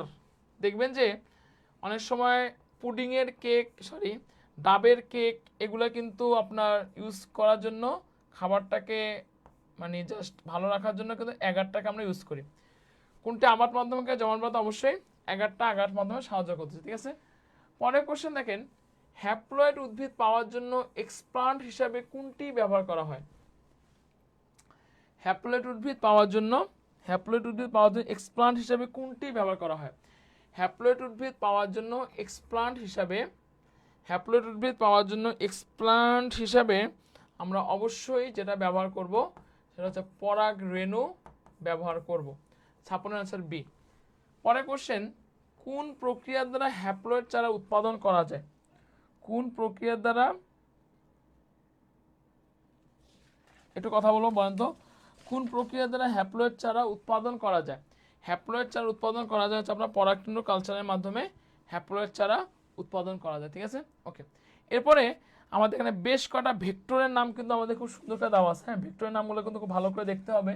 যেমন আপনার প্লাজমিড ভেক্টর আছে, ফাজ ভেক্টর, কসমিড ভেক্টর, কৃত্রিম ক্রোমোজোম ভেক্টর, পোষক কোষ। জাস্ট এগুলা একটু লাইনগুলো দেখতে হবে। যেমন এই লাইনটা আমাদের খুবই গুরুত্বপূর্ণ জিনিস, এগুলির জন্য ব্যাকটেরিয়া ধ্বংসকারী ভেক্টরকে কি ভেক্টর বলে, ঠিক আছে। বাহক ভেক্টর আসলে কোনগুলা, যেমন কৃত্রিম ক্রোমোজোম বাহক কোনগুলা, যেমন বিএসি পূর্ণরূপ কি ব্যাকটেরিয়ার আর্টিফিশিয়াল ক্রোমোজোম, ওয়াইএসি একটু দেখে পা, ঠিক আছে। ওকে, এরপরে আমরা কৃষি উৎপাদনে রিকম্বিনেন্ট ডিএনএ ব্যবহার, এটা কিন্তু পরীক্ষার জন্য অনেক গুরুত্বপূর্ণ একটা জিনিস। তো বিশেষ করে সুপার রাইস, এটা আমাদের এগ্রির জন্য অনেক অনেক বেশি গুরুত্বপূর্ণ। এখানে যে ইনফরমেশনগুলো দিচ্ছি ওগুলো দেখে নিবা। বিশেষ করে জ্যাপোনিকা টাইপ ধানের ড্যাফোডিল উদ্ভিদে এবং এই ধানে ভাত খেলে ভিটামিন এ এবং আয়রনের অভাবজনিত রোগে আক্রান্ত হবে না, এটা একটু দেখতে হবে। তারপর ভিটামিন সমৃদ্ধ ভুট্টার জাত, এখানে বেশ কয়েকটা ইনফরমেশন দেওয়া আছে। এই স্লাইডটা কিন্তু আমি বারবার বলবো, যেহেতু এগ্রিতে আপনারা পরীক্ষা দিবেন, এটা সাধারণত এগ্রি যারা এগ্রিকালচারিস্ট তারাই সুপার রাইসটা আবিষ্কার করছে, তাই সুপার রাইস থেকে প্রতি বছরই কোশ্চেন আছে, এবার আপনাদের দিতে পারে কোশ্চেনটা। ওকে, এরপরে আমাদের কাজ অনুসারে প্লাজমিডের প্রকারভেদ দেওয়া আছে। প্লাজমিড তার মধ্যে 3 প্রকার, এফ আর এফ ড্যাশ, আর এবং কোল, ডিগ্রেটিভ, ভিরুরেল। তো বিশেষ করে এই 3টা জিনিস খুব ভালো করে আপনাদের দেখতে হবে, এফ এবং এফ ড্যাশ প্লাজমিড কি, আর প্লাজমিড কি। বিশেষ করে এই লাইনটা অনেক বেশি গুরুত্বপূর্ণ। আর6 প্লাজমিডের 6টি গুরুত্বপূর্ণ অ্যান্টিবডি প্রতিরোধ ক্ষমতা সম্পন্ন জিন থাকে, ঠিক আছে। ওকে, এরপর আমি কোশ্চেন সলভে চলে আসি। কোন এনজাইমকে ডিএনএ জন্য নাইফ বলা হয়? দ্যাট মিনস ডিএনএ কাটতেছে, আমরা সবাই জানি ডিএনএ কাটতেছে হলো রেস্ট্রিকশন এনজাইম। পরের কোশ্চেন দেখেন, প্লাজমিড কি? প্লাজমিড হলো ক্রোমোজোম বহির্ভূত বৃত্তাকার ডিএনএ অণুকে আমরা কি বলবো? প্লাজমিড বলবো, ঠিক আছে। পরের কোশ্চেন দেখেন, রিকম্বিনেন্ট প্রযুক্তির মাধ্যমে উৎপাদিত ক্যান্সার চিকিৎসায় ব্যবহৃত ওষুধ আসলে কোনটা? একটু আমরা কথা বলি। রিকম্বিনেন্ট ক্যান্সার উৎপাদিত ক্যান্সার চিকিৎসায় ব্যবহৃত ওষুধ হচ্ছে কোনটা বলেন তো? ইন্টারফেরন, ঠিক আছে। পরের কোশ্চেন দেখে, প্লাজমিড বিশিষ্ট কোন ব্যাকটেরিয়া জেনেটিক ইঞ্জিনিয়ারিং এ ব্যবহৃত হয়? অ্যাসকেরেসিয়া, ঠিক আছে। পরের কোশ্চেন, ইনসুলিন গঠন আবিষ্কার করেন, পুরস্কার পানকে বিজ্ঞানী ফ্রেডরিক সেনেগার। ওকে, এরপরে আমাদের লাস্টে জাস্ট একটু আপনাদেরকে দেখাই দিচ্ছি জীব প্রযুক্তির মাধ্যমে কিভাবে আসলে সেলুলোজ জাতীয় পদার্থটা তৈরি করতেছি। এরপরে হচ্ছে যে আপনার জীব প্রযুক্তির নিরাপত্তা ব্যবহার, এটা কিন্তু খুবই গুরুত্বপূর্ণ। বেশ করে ইনফরমেশন আমি আপনাদের স্লাইডে দিয়ে দিয়েছি। যেমন মানুষের ইমিউনি সিস্টেমকে কে ক্ষতি করতেছে, কে কি করতেছে না, এটা পরীক্ষার জন্য অনেক বেশি গুরুত্বপূর্ণ। ওকে, আর বাংলাদেশের পানিতে আর্সেনিকের সহনীয় মাত্রা কত? এটা খুবই গুরুত্বপূর্ণ জিনিস। এগ্রিতে 20-21-এ আসছিল, এবার আপনাদের দিতেও পারে। বাংলাদেশের পানিতে আর্সেনিকের সহনীয় মাত্রা হচ্ছে 0.05 মিলিগ্রাম পার লিটার। খুবই গুরুত্বপূর্ণ একটা কোশ্চেন। আর্সেনিকের সহনীয় মাত্রা হচ্ছে 0.05 মিলিগ্রাম পার লিটার। ওকে, তো আজকে আমাদের এই পর্যন্তই থাকলো। এই কোশ্চেনটা কিন্তু এবার আমাদের পরীক্ষার জন্য অনেক অনেক বেশি গুরুত্বপূর্ণ, কারণ এগ্রির আমি বারবার বলছি আপনাদেরকে, কোশ্চেন সলভ করে গেলে এগ্রির 20-21-এর কোশ্চেনটা ভালো করে সলভ করে দেখে যাবেন, কারণ 20-21-এর কোশ্চেন টাইপের কোশ্চেন এবার কিন্তু আমাদের 24-25-এর কোশ্চেন আসতে পারে। ওকে, তো ঠিক আছে, সবাই ভালো থাকবেন, সবাইকে ঈদ মোবারক, আসসালামু আলাইকুম।